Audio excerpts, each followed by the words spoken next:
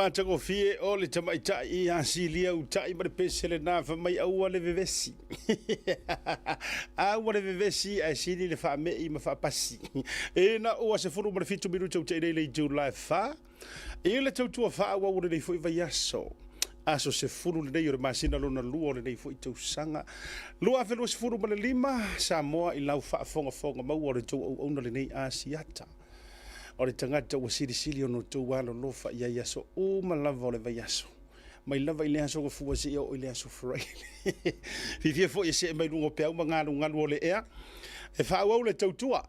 E wha au le o nanga longo pui a lii. O le tautua upu au wa o e Samoa le atunu ue pele le loto mane anganga. Manga ia yo upo si pese lea. Ka ua whai e wha mei au le vevesi. Ioe. E uso la wha mei. Ma wha kei.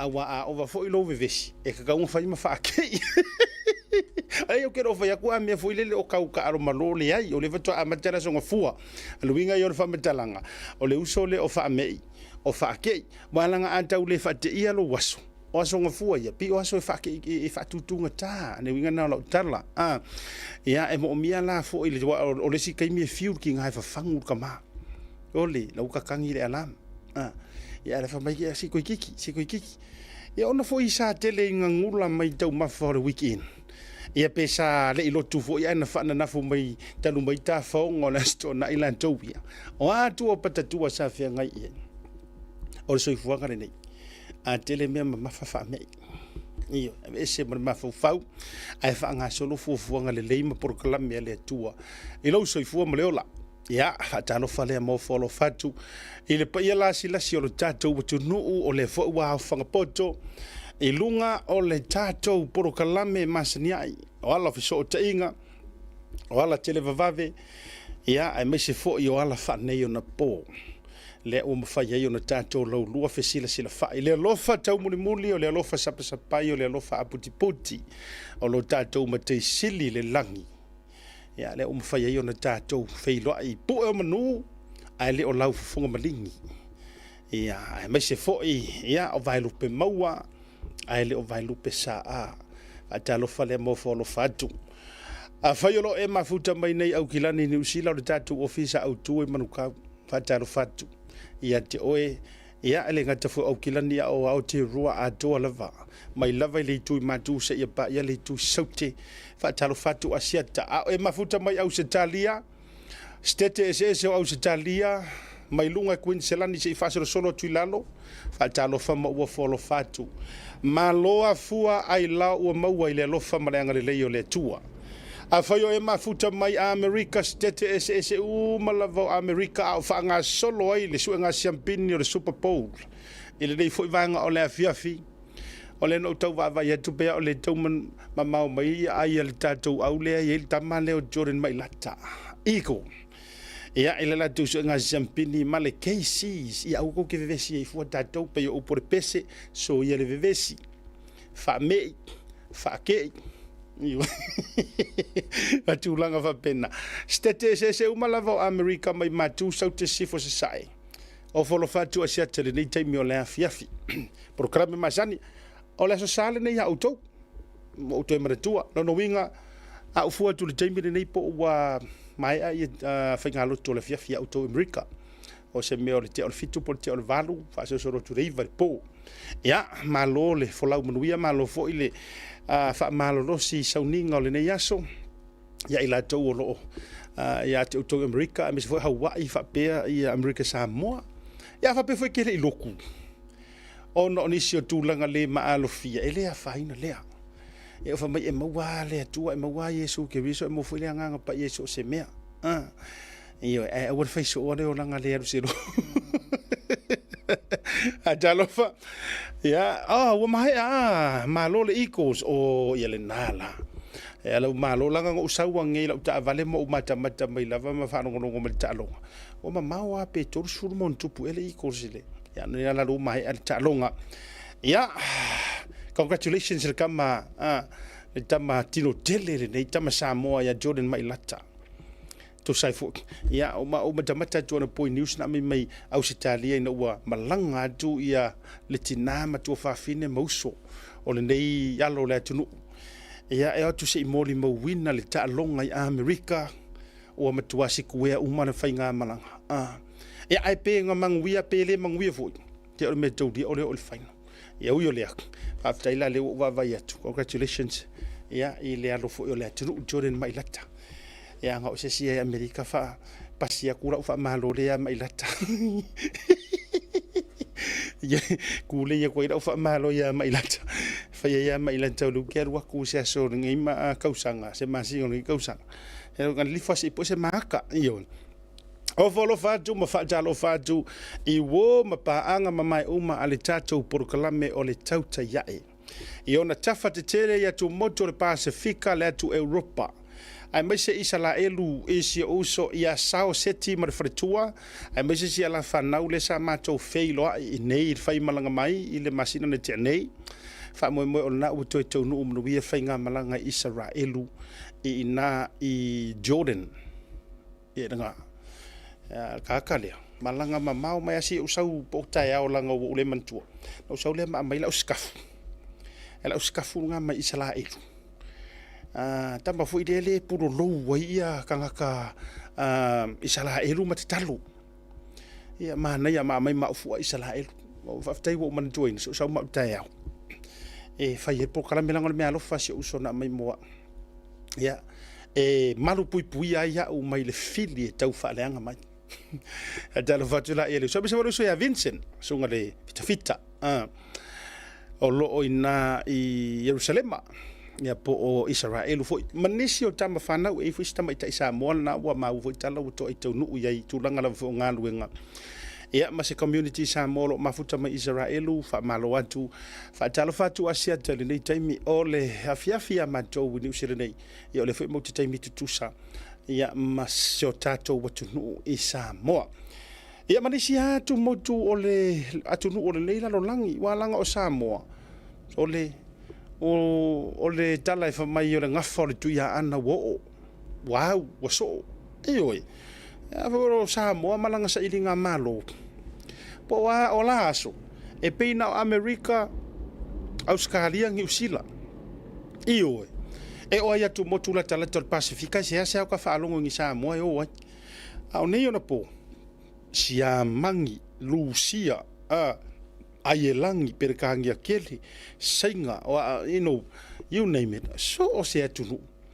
E taritonu e iai ia le Samoa a le Samoa udiudi o le afa Samoa afa kasi tulanga uma fapena o le oinai ta uma iai sa ili malo o le nei tunu ia fatalo fatu ia lo matamba fana o Samoa o lo oilunga o le vasa tulanga tau Seila o kama va kele meli la o meli tetele ma va la o loa ma tulanga fapena fea lava le antu lau e mafuta mai walanga o le andu kako technology le taimile nei wa matua masau lava social media fatalo fatu ia te o le mau o tau suafa a o tau leu te fatalo fatu ai so o se tama whanau te whao le nei lalolangi po e maua mai fo ia o lo e ngalu e tautua le malo tele o Amerika ni usila au se talia I tūlanga whawhitawhita mirikedi a oio Samoa fa malo atu malo le toa malo le alo lofai I atunu walanga o lo tau faiva o lo maru pui pui ai makama ia kuhu o Pasifika I peo Samoa e ui ai le o Samoa faila ko tio masainga mafaingi furi visa masainga a le to te tinga ina I lava o tau tama whanau o Samoa o lo I ta whao taua mirikeli Amerika mirikeli New Zealand mirikeli Australia e wa pio meina nei o lo tautua ai tatou ai mai se nei tatou tama whanau me le moto fiafianga tutuila manua a pe foi Hawaii o lo faile lato tautua toto tautua futoto ia e o ai le mai mau ai o le soifua ona o le tautua ina ia o tatou o tumotu o le Pasifika walanga a malu o kou kama kekele e malu ma ko ia o Amerika o le la au mafala yes o le whalupenga le nao Amerika. O le malo dele o le la au mawhala e malu ai ta mai la au iti. Ia, malo le mwhatalo fatu. Tolu minuto na falo le tula e fa maru tua te isi la mtango le tatou proklame. Ia ona inisi la votulanga le maalofia. Ai le tatou whaatatanoanga le afa o le wha mua lava. Fia whaatea mua le tatou whaatatanoanga le. Ona tatou whaangasolo le mtara me whaasolo. Ia yes, o leana maua ia whaamaonianga ia tusa fo i ona iata na amai. Ona me foi le hase sio koe malu. Yes, o le sa o maua ia whaamatalanga me tūlanga whapena. O le whaimalanga mai, o le whaimalanga mai ia le whionga le minister o leo malana right hand man. Po le top cop o le whionga le likomsina. Ia, o le lana malanga mai le vaale na. Whaimalanga mai ana nafi. E whaimalanga mai ia i nei. Ai se umar whaatara noa ngai le afo le wha. O alo fo imata mawhana ua Samoa. O lo o iaie whaata penanga o se porokalame mata utie foi. Tūlanga fo i o le musika. Mai se tau vanga e ono manu malo wai o tau. Mātou ia i nei. Nei la vai au kilani. Ia i rungo le tātou porokalame nei le afo le wha. La tātou atu malolonga. A foi mai. Whaafei loai. Ia leu so po le alo musika o Samoa. Uso musika Samoa. Ia o lea e tū matangi ono. Ia le sunga ia Junior vae lua. O le kaka pese foi lea. Ato. Kakale pi siva i whaale ngau ia e kaule lue kele. O le mea o le tama i tai pe i whipu lafi mai pe o ni tifa i le moana. Ia isi siva mai e ona autafa. Ia o le taula mua i tūlanga o le wha moe lea. O tūlani malolonga a foi mai. Whaafeilo im whaataranoa ia le usoa musika. Ia mare fuafuanga o loo whaata auto mai ona tara mea whaasorolo le tātou proklame. I le nei vanga le fiafi a mai a tātou malolonga.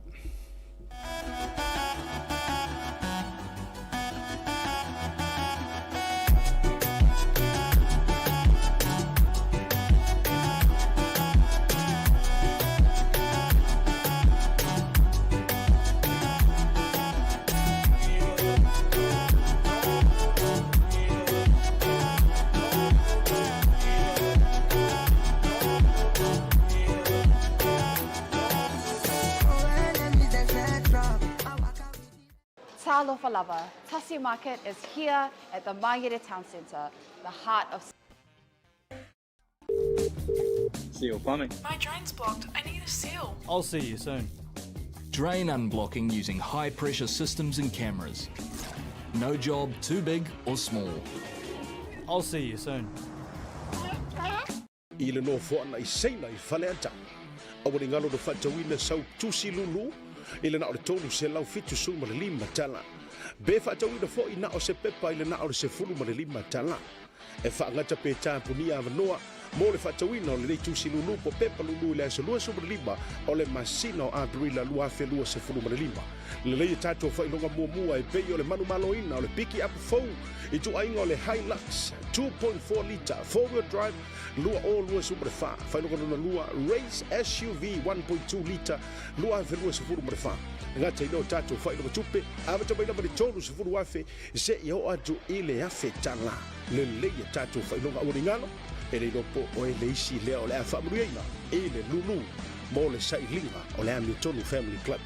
Whaafso tai mai le tātou ofisa o le Blue Wave TV. Lungo le proklamo le tau te iae. Mo sau tusi lulu. Mo le reise tele.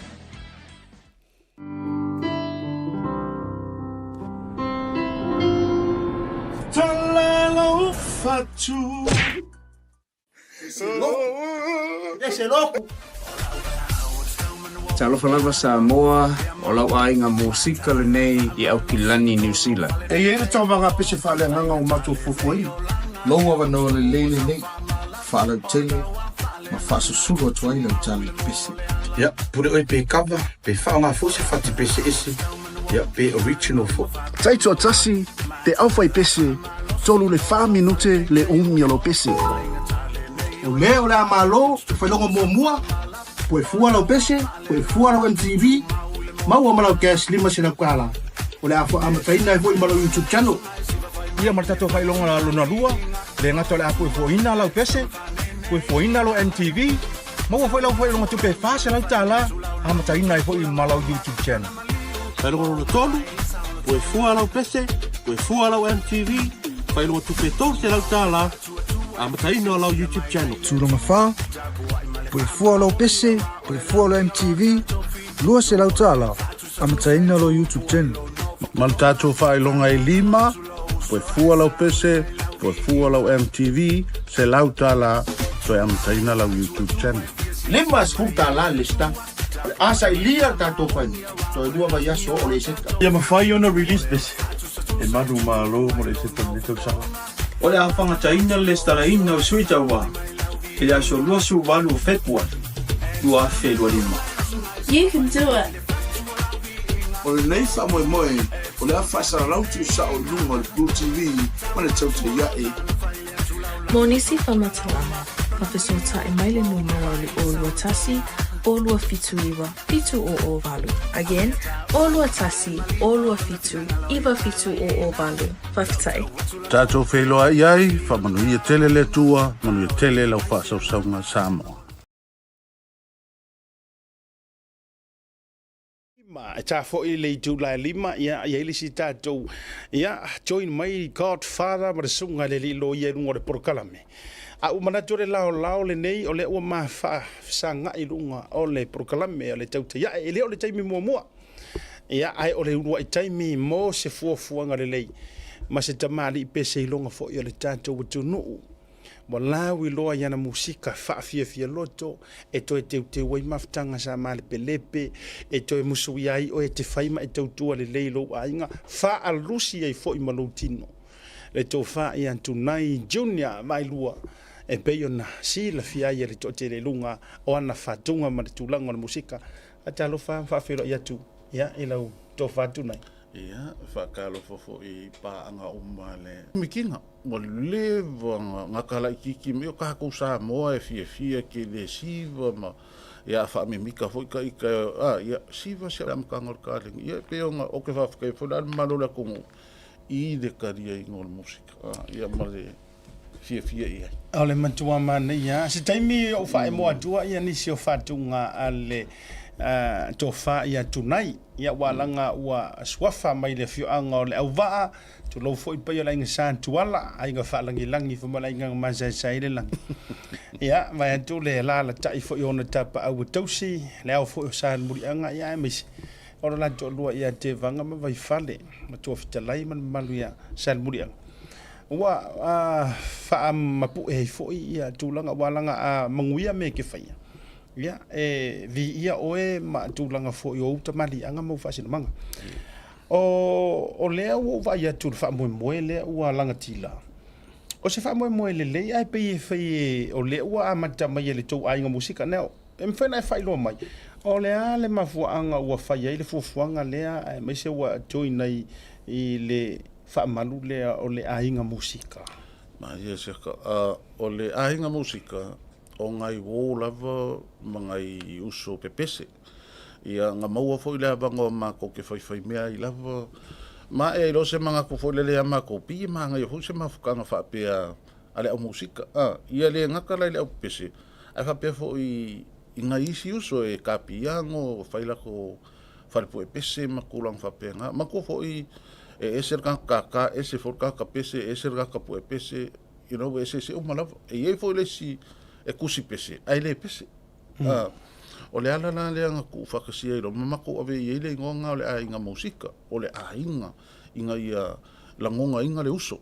O le kua whinge, o le kua ngange, o le kama, o le kinga, so walefa i longa inga fo i lele, o ai le mauarunga, o ai le mauaralo, o ai walewa, o ai kaukau, ai wakukusa, o mamako e fesosoangi la lesi. O le ngakongo i le mako o le awhai se sao le ainga musika. Whaingi ai o le ngei kaimi o le mako fo i kau mawhai. E whakingo le wha moe lea e ongi pese nga e vi e fo i le li ima pese whale anganga. Ma koe se i koe whafo i ar kārengi le mea ngā makamai. Wā whai o le li nga fo ai mar kārengi i kako mua lang koe whafo i le ia me le ko inga e anga mea. So o le ngā le wha moe. Le lawa iei pe o ngā whakalango inga loa ma sa iria ngi awala mangi me ai kia fo e fai e le la pe o nga o ia e whawhkai e fo i lau whakarenga siaka i le kalia o le ainga musika i lunga fo i o le porkalame ma le show wa e whalau i lo ai o ai la ngisi o fou mai e le i maua le avangole e pu e le pese ma whalau i lo e le kāring pese o le avangole Manaia. A mai le whaamanino te loa la le ua manino le whaafonga mai le tunu. A mai le whaamanino o ai tonu la le tatou fufuanga la leo le alo tu iai e mwhau na iti whaso mai a o ai tonu tangata e te tau o na lesi tala mai le tau wangale nei. O loo kakala le avangoa o loo whaafai ngau fie fo i onga o se mea mua muaningei wa whai ngei au kirangi whaapea. I ka ilonge ke ue i se mea ka kere i loa ka i ka mua. Ai, e so sesi, ka kala lea pangoa i so se kasi, e mawhai on kusia inga se pese whaaleanganga. Ia, ki ngā ka mā, kupulang kalavou, o whanga wiki, e whapefo, e mawhai ngā e sau kua kasi, e mawhai ngā e sau o se au whaiti. Ia e kauwahai, ia e koru le whape ia ngā wako fo i kako whasalong, koru le whami nguke, le ongi o lau pese, ia e ngā o le pese whaaleanganga, kako pese ongo le fofua, ko e rua vai aso o le seka. Ia e maua loa ia leo le amangu malo, e peo ngai e whailonga ngā, le poe fua le pese, poe fua le MTV, ia a makainga lau YouTube teno, ia mwhailonga kupeo o saungi a mai le kasi o le lima. Ia ai o leo wa ofa mai e asiaka ma le ngei a kampangi fo a laka. Ia le whaasalonga o ke whaafkai a uleri ia onga o se whaamama a venga o ko mai e kaua. Malo whaftai tere lava. E ni tau sanga whaatulanga ina e amata mai e se sui tau wa e na inisio whaafsiri le au mai whamonmole. Ok, a whapea e onga o le mea nga i le kaimingei, o leo o le skala ma e mankufo, e eile se sau ma le pese original. Yeah. E eile se pese sau e whaonga se whaki fo i le fie iai. E fo i le se sau, e ngake koe usua a koa le pese kuai, a wako e kuu i eike uke unga. E le ngakarai lea, e le mwhainga kau waa ia le varu se furu, ma le lima kausanga. O mea o mga o lea lea sila iai le mako fo i kurupu markapenganga e iai feku unga inga a whapea e sau e iai nga ialo la iki i o nga whapea ngā fo i leo ngā fua iai ia e whapea ngā fo i lai pesi a whapea o original ia e kaulapa o ngā vai ia o ngā whai fo i leo se si fua mulmuti ma lo whaftai o le lono winga la le wata tala le taimile nei antunai le wata tala le enrollment le taimile nei o yesi taime fofuailo na whaanga taina whamonobole le vanga masinga ko alinge o februari le watu e le skala me ilau pese o le mafuanga o nga mako ke fie iloa pe ko fie o le akauwa o a kausanga o a piko ngu o mai wa fai a ke ko kele ia nga ke ira o fai o tara mo so e marila ko pestinga ia fai ia mo se aka whakaika wa nge ke nge o ke o top mai lau piko ngu ase ia nga whapengalo ia nga o ngala le whakulanga mai lo aso e fai e lole sa iri fai no me wapenga ma lo fa te o te vai tu no te punga tu no le tau vanga lea e le tūlanga ia a ini si vai ngai te whina ngalo tu nai wa o le fatua amata e to e wha au pea na ini si o tatu wha lau iloa ma tūlanga fu peno ufai atu ia o pese whare nganga i e ka penga mai fui masau pese whare kingo ia te ua po i oe po ngone di nang se mai langa pese i tatu o le pese whare nganga e ma whai ona e tau vai le tūlanga lea pese whare nganga lea lea kako makai ia se kaimi on kako o le pese whasal mausau ia e moringei lava kaimi ia o pese whare nganga lea le au ngolangei wha moe setu ma lo whaftai ia tunai o le vanoa nei nei to minute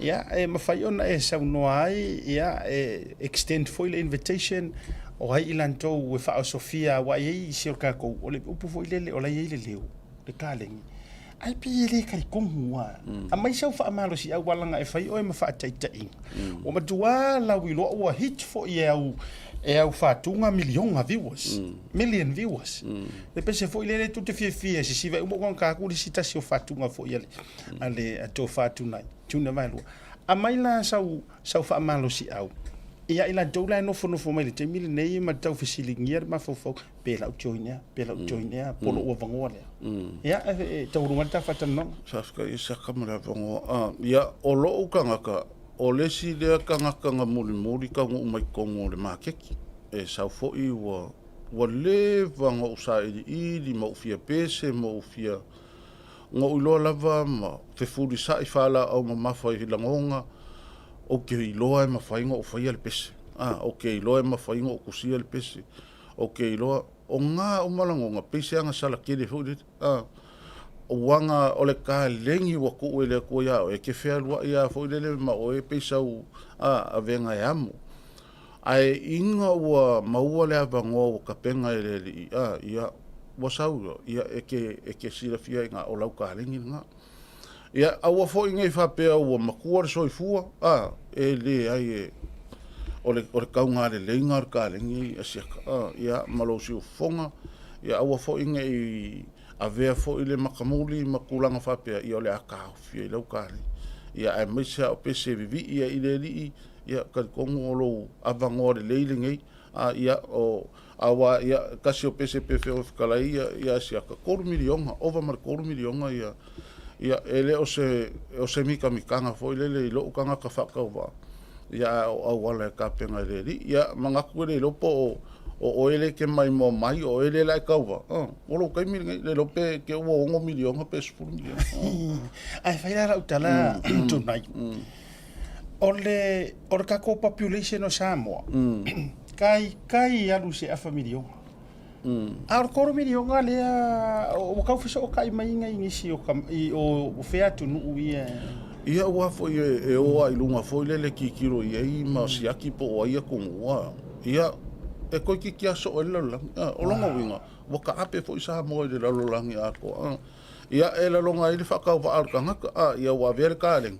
ia wa lo mai lo kai ngoe ia e fo ispalang o ke muso fa i lo ngai ke fo wa ikasi Li o le si mem o le si vai ngata wana ngo u ma sani no ma to wo ya no fu ta longa ia supala kapi ka longa nei te tele te mila le ka ia ma no longa fu ma ai sa sa mo ia ro fu ava ai de si vale 7 si le fa Hong Kong ele si tala va nei wana le ma to malanga i ma te mila le break fu le a fa poleta ar sa mo ma Spain ia ka mo fa la DJ ia ka mai pese ia sa mo e ko va Ola ka vai ku ngala sa mai e malau rue lungo screen ke le ila upis.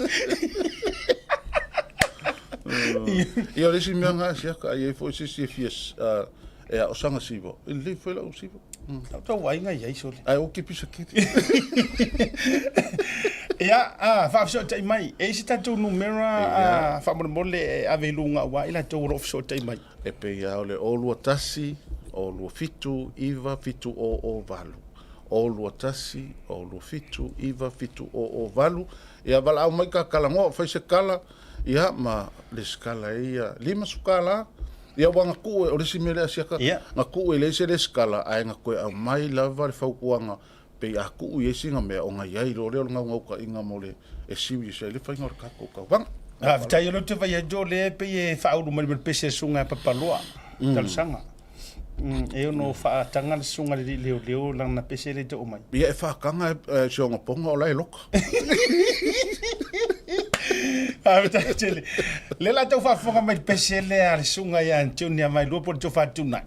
Ai mo di fa maro fa tele manu ia la fa va la to mo ole update tu pe. I lungo tanto fa la wi lo.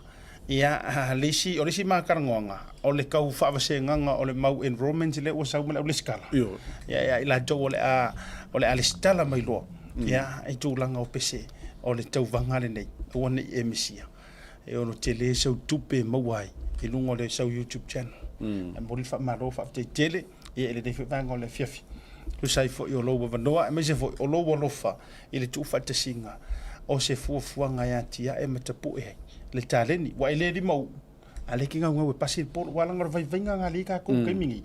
E ke mau alo mea e ri mau uro. Io. Ya uma role o fa si foro malo si o ila afa o wi. Wo ingo si a kai. Ia va kai kere ia. Acerta mo mako wa fa ta tele sa. Okay, ta tatu malolonga foi mai. Fa fe ro I Godfather. Ya mese sunga sauni. Ya malefionga ya vui join mai Samoa.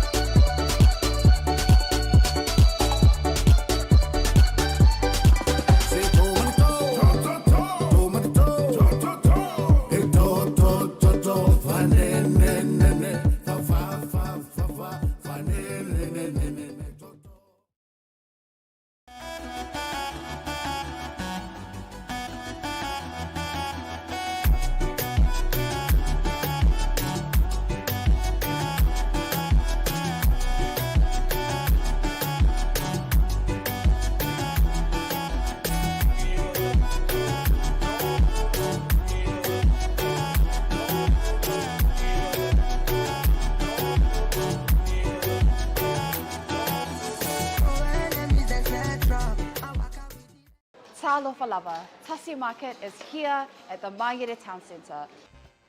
Ia o le awala mai manifa, the 4 lanes e pa ia tua o Imsaina I Waitele, ia whangaina I mato footpaths, ia o driveways, ia o speed humps, ia e mese foi ia whaavae o Mauta, ia e mese foi whaavae o warehouse te tele, ia o mato te whangaina lava le simane ia le Golden Bay, ia o la foi ia mato paipa ngausia mo le whawina o wala, ia o mato whangaina foi le Golden Bay, mai Pautuaina, highly recommend. The quality, ma le malosi, the finisi o le sima tua le lei atotoa ia e recommenda ai le whangaina mai te siri mai po fe mawai le Seal plumbing. My drain's blocked. I need a seal. I'll see you soon. Drain unblocking using high pressure systems and cameras. No job too big or small. I'll see you soon. Ngai no le talo fa fa. So tai mai le tatou official le Blue Wave TV.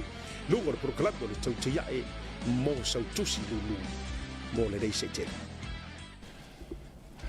Toi fa talo fa taliu mai o proclamo mai malo longa masani. Io e ono sai mai a tanto ia le au nau le fai tele o talat fo ma le au ifarara.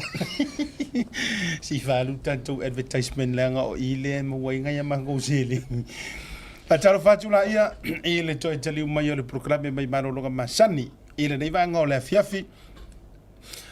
O le fo ma wona ma tau vanoa ma tau te se tolu atu ai lungo o proclame le nei aso fua. Ai aso amata amawa vanoa ma sunga loia.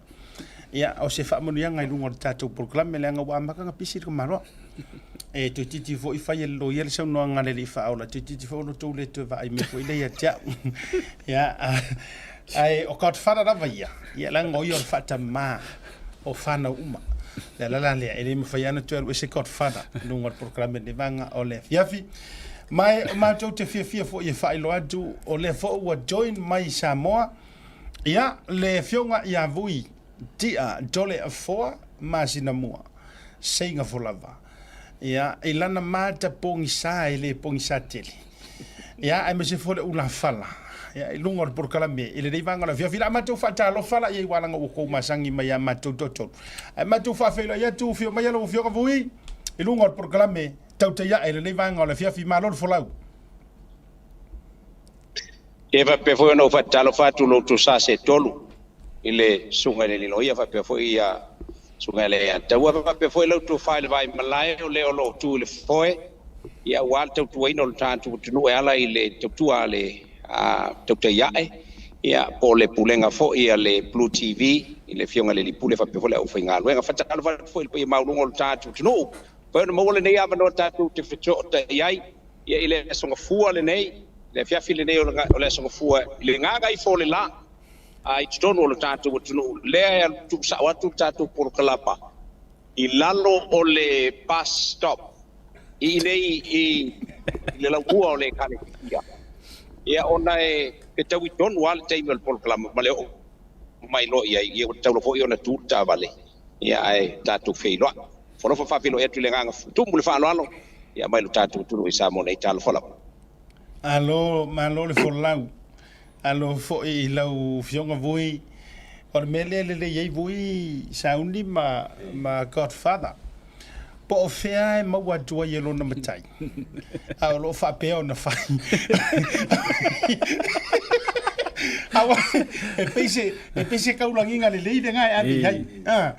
O le o se tangata e responsible I mea. Tau si mea le lei. Tangata o fea e kongeki a kuala auru fale e wheloa I malona ali e koe whaangoia I longa ali ai si whaakea mo kako program kako masangi so se kaimi kaimi e prepare so se kaimi e se asa mo sa mo ele o tou lo tu sa se tolu na lai on na tu ta vale ina ko ta taimi ai ona o le manatu il tapo inga le tunu ia ma pai va o le tau tai ai o le ala le na pa malu lua tuai ele o tou o mano fa noia uia ile tai ao I fo ka pai o le nei ato ato o ia fa kalanga ia malo lava I lo tu ta se tolu le on sai malo le tau watai ia I papoina o le tatou mafutanga le nei aso alo fa fitai ia leila le ufa manino mai lava ele ioi ia se langa fo ile o kaut fara fa le fa e mai u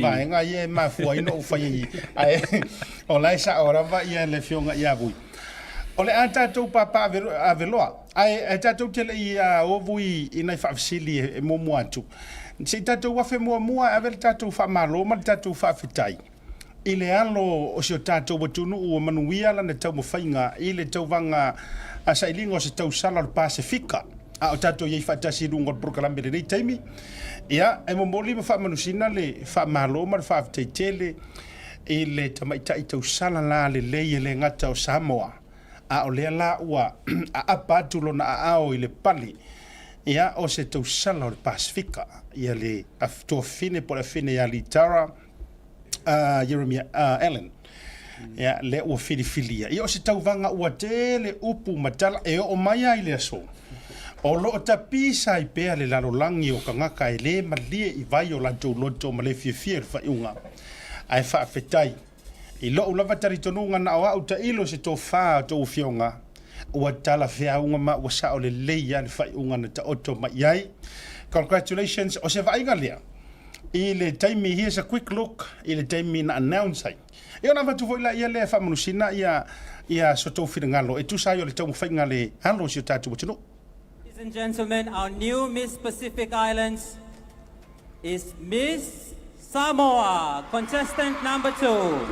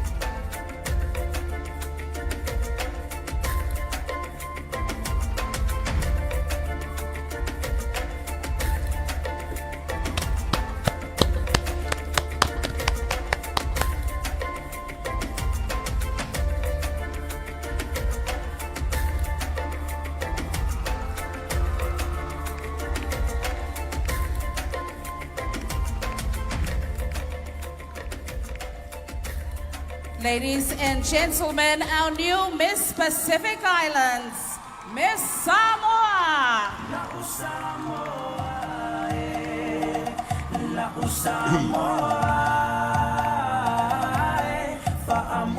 Ia o se vaiga lena i le taimi na faamanusina ai le faapeleina ia ma le iloina o le champagne o le tatou tamaitaʻi tausala la lelei ia Litara e filifilia avea ma Miss Pacific Island lau fionga vui ia walanga o naitesi o tatou atunu i Samoa e ono ese langona o inei ai diaspora ma matou i atunu i fafa ese langona o tatou o tamo le ele o le ase vainga ina ua malama mai le taiao le dei ia mai ana nafi se o mai le so o le ase vainga ma se fiafianga i o tatou atunu o tamu whainga le tatou alo Samoa. Ma lo vaptea siata vai ane o tafatafa. Ia o tala fo o au maia o no fight o ngā pai mala fai matui maseve. Kako fai le kala fo lele. Ku kasi pe ia le fai mo pili ia pili. O le fai unga fa masingo o le mesili ngā kaua. Ai le fai unga ka kala vai ala ngai fai ku au fai unga tanga. Wa se tai talinga fo ile fa fonga anga ale lalolangi ma le Pasifika me se fo tatu tunu ia tu ai ngā langona. So muar ka kaile ialu se bis ya ngo fai kio fa penga ai ka kia pe le pai mo pili le wa mai le fai unga fa masingo o la ko ngo fi ko mo le nga luenga that's it that's final ya ile nga fa no ba le fa fonga samo alo faftai voi so ta pa Pacific nga lo le uso yo o ta fon ta tu le se meta upula wo lunga lo fa ma wo fo ta lo fa ta pe na ta tu wi Samoa Godfather ia ele fo ya o ele vanga le wa pe na ma wo tala wo live na sponsor tu pe ale au faitiu o ina fo e lo ai o lo ye tangata o lo palpala la tu lotu wala tu faitionga ia ai paul me ia fa malo fo fa tai le alo Samo ma fine ia Litara ona e te lo fo ele faingo fie le public figure paul me ia wa tau sanga sfulu masino la ve ayo ia ma tau sala Samoa ia ma tau sala atu motor Pasifika alo ai yo faiva malo fa dai ia o nga uma la na o fa fo mai fa o la fa malo atu le committee ilanto witu antu sali mali maina le fa mo moi ia ale vaenga ale la faringo si vaenga le wala tofa nei le onomea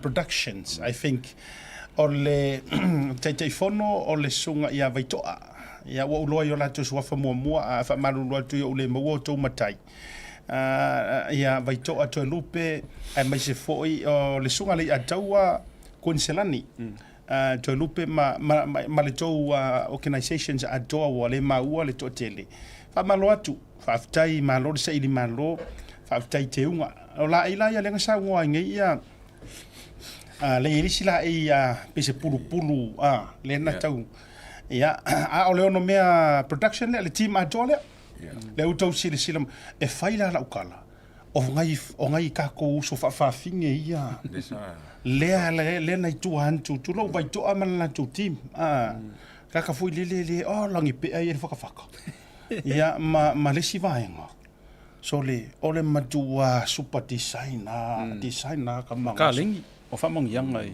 matua matauti ia o na wa vatulunga le antau ila tau wala ngai e fai fo i ole vaenga pito iluma ia ole vaenga o la tau fo o lo tu mai tua ia wale lima ino fa moe voi ole maua ia u fai lo fatulanga o tulanga le 90 sa mo le atau fa mo to ini so tatu fufuanga ole tau maua ia se fufuanga ale atunu lauteli ia fa pe fo i le lavaloa o tatu tangata e fa pe fo i lai tono le tatu motu i polu nei o le langona maua lunga la valea o le fisili ia le maua lunga o lo fisili ia ila elme o tu ya ole atato le ai ina be o tu o ele ai me tesi o ka ko o yese malu anga e fa ye na fo fa fi tau ai pe avo no utala no atu le si teimi asiata ma le ya taua me si fo yo le sunga le lino ia e ma fu uma me ona o le loto o tangata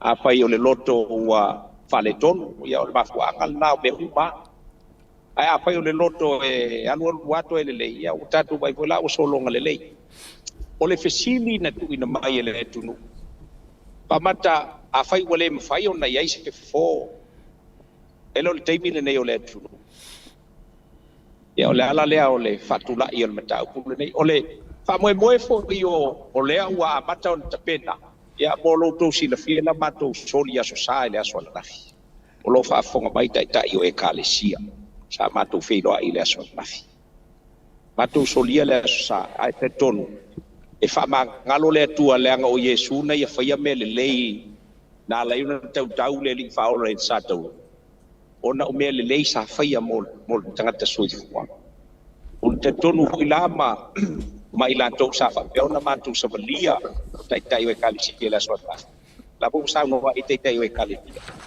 e yo ngalo nga le lei o to faia e yo e foi tau fi tai o e kalesia o tau na ele tau na no fa ile tu le ngole tu no ye le pume e pe ole tape nanga le na le tape ele o se fa boe o pe o se le upu foi le fai so tato solo tete le se solo tete o fai tape na ina o se savali file mu e mo li ile fina ngalo le tu ia o le o ta o pea o lo ilunga pea o le kanga o fe ton wa nga ia ai pe iwa tele ale lilifa le uane i le fa pai fa tua nga taita ai ta te pel por kiki e wala nga le to al por kiki ni me ko ai le pe a nga i ia ile ta bao le ia o le tape nanga le na le ua tapena nei sa tu e fai nei fai lo inga o na no e ai disi o tu la to le sa le o mon sa au de palanga pai ia le ko tolo po ona ua le ala fia le no fanga sa pa pe ona tu e fai ai fai lo inga nei le fiafi ia ai le nganga le na o le no fai ele o se savali se vai nga fa fai o savali le tunu o se vali la e o fia umaya a va longo tuala tangata a fai te sau te fast e mo mongo la lau fast I kongo kanga lo off. This is not a fast march. A fai ke HRPP e mo mongo lau HRPP kongo kanga lo off. This is not an HRPP march or whatsoever. O le finangalo le tunu e mafuai le tulai o le tunu. Ma o le savali fo ila o le savali le tunu. Langa wo ia me uma ona o le au fai porkiki. Leila on kako wo se I ka wa ku le au fai porkiki. Who the bosses. Ele o foi fatonu le se metasi pa wale mea wala ngona ele tunuku le fa noa I mea o lo tula I mai. Ona o le loto wale mafai ona pulea. Le loto wale mafai ona pulea. E o tou o lo faia o pufai o lo tatu. E be foi lea ngau ke pisa I lava. I le maoka lea. Le pena utala no atu asiata ma le ataua ma le sunga ile. Le anga ua waku fai ele wha makai kongo le maoka lea. E aise mea ka o se wha makai fai ai kongo le maoka le la ese ale maoka o Samoa, ese le maoka o le Palemenge. Maoka o le Palemenge e o e fai ai ia kula fongo. Wase mangui au numa o le tunu. Ai sa o ai o e kolo pulou ile sui o whaleaka mua. Ia mangu le ua e kusa o lang sa wanga sa fai kongo le maoka o sa o kongo wanga. Nga ngingi whakasi loa ia le whakemo kalasi. Ma le rule of law. Ma le anga ngua Samoa. Kupulo man whabla. Na ia kau konga o le maoka o Samoa la kou wale. Fio kama mo la ainga malaku kama.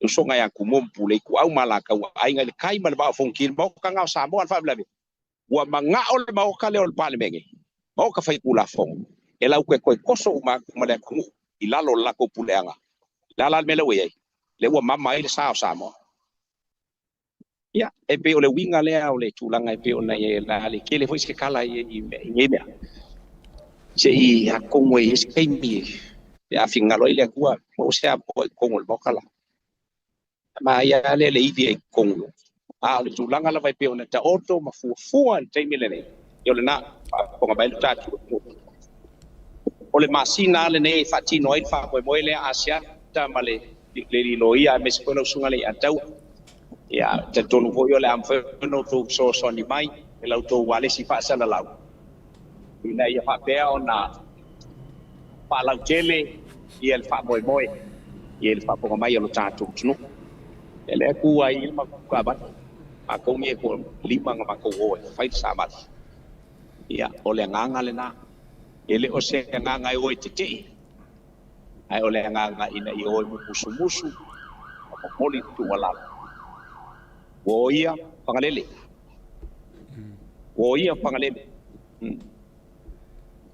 ya be ona ia upu e fai sala fai ia ile tapu inga malo ai mai sai ia ole kina ngalo tatu ona wale mfai ia ona ma wale loto fa manga rai ia male nganga le lei fai ia mo le tunu ko be ona ia e olo el Palemenge o ku fia fai se puleses upu no man fa la ve kasi al bengo el Palemenge o lo ku Samoa that's it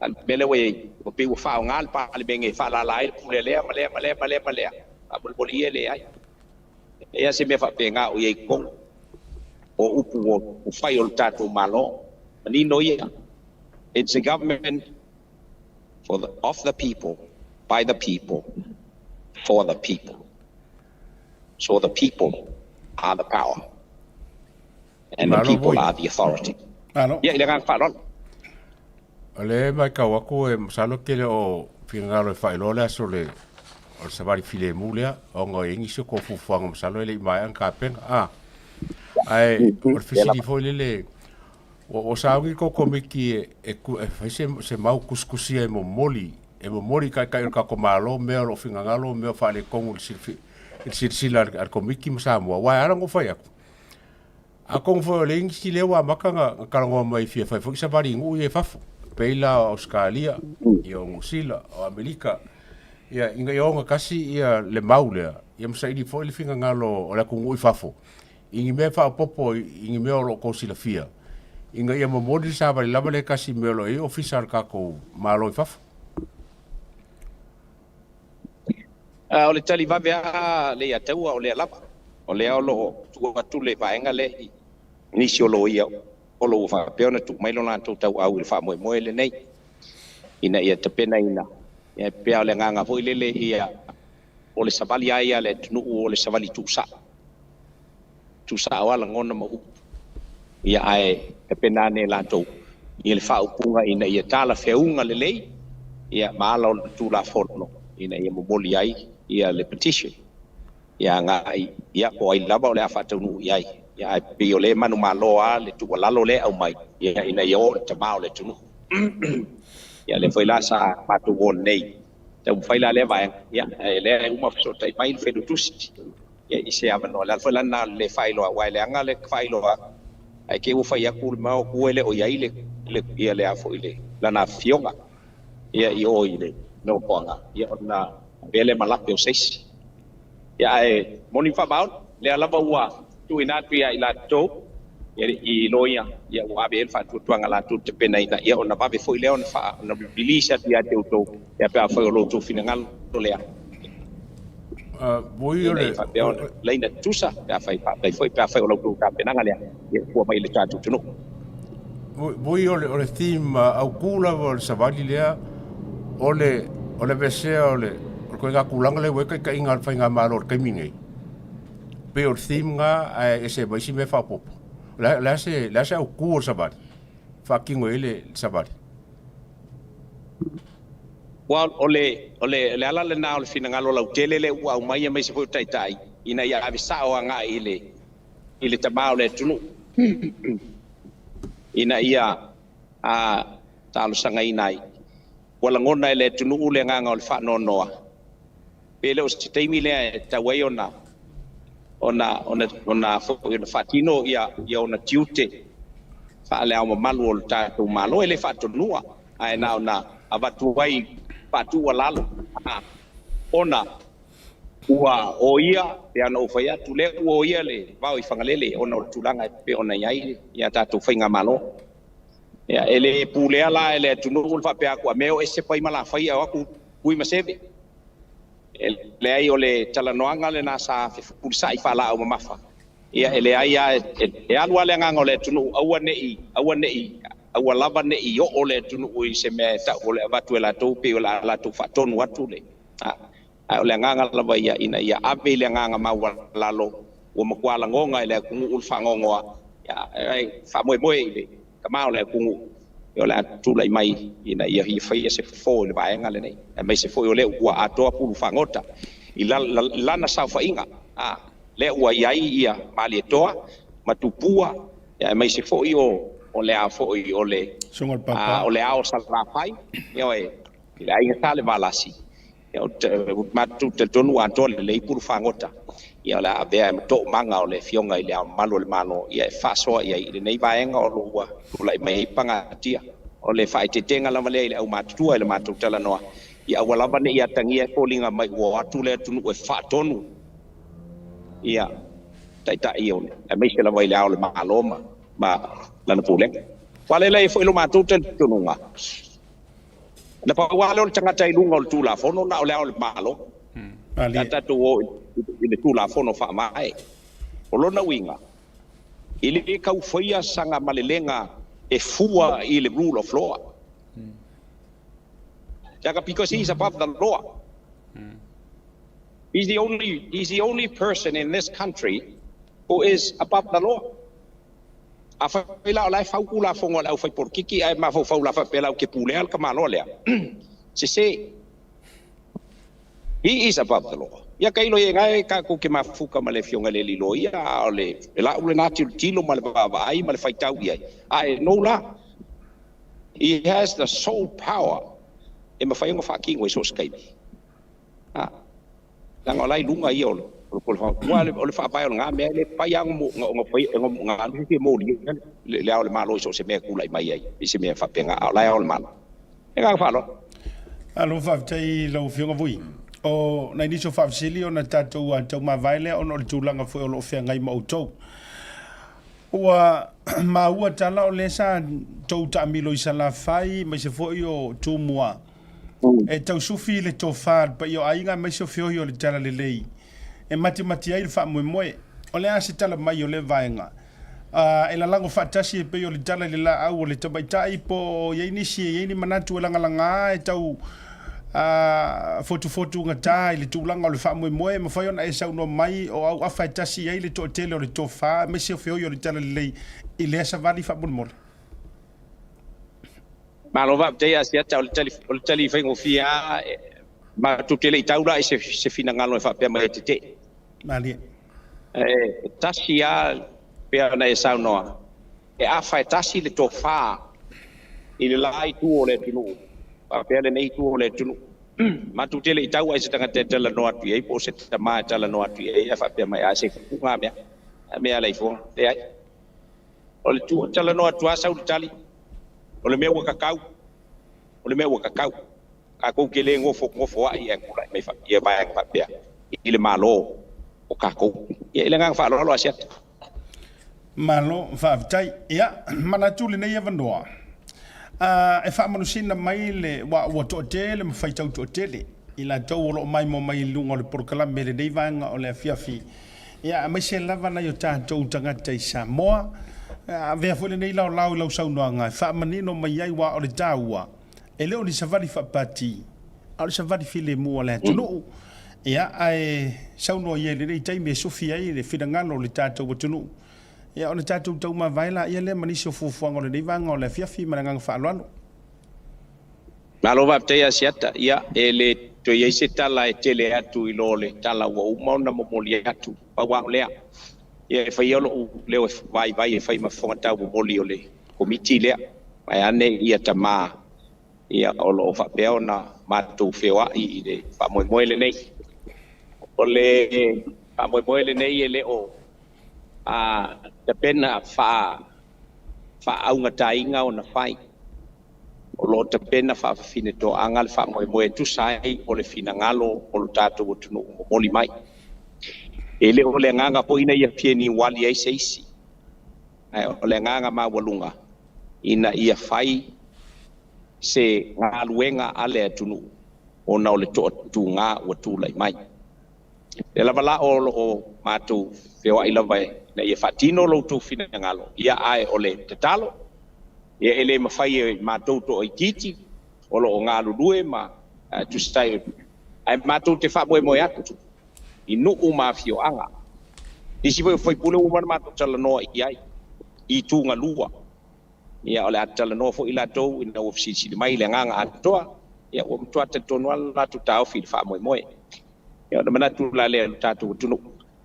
a fai o lo wanganga o le fa mo le PTHRPP te fas o le alava lau paki ele oni savali ki fa pati uputautin o le kako savali o le savali ale tunu ma te mua ai fo ia le tunu o mona mato savalia ia taitai o e kalisia ia e ma eu la po il to pa le tua ia ila to oi au mai po ila la tu wala lo le nei la mo mato savali ai e tu sa la tu wala lo ia upu masani ia wa o le taimbi wa savalia ai ia mautu I taeao le tala le lei ta niu fenga I maleata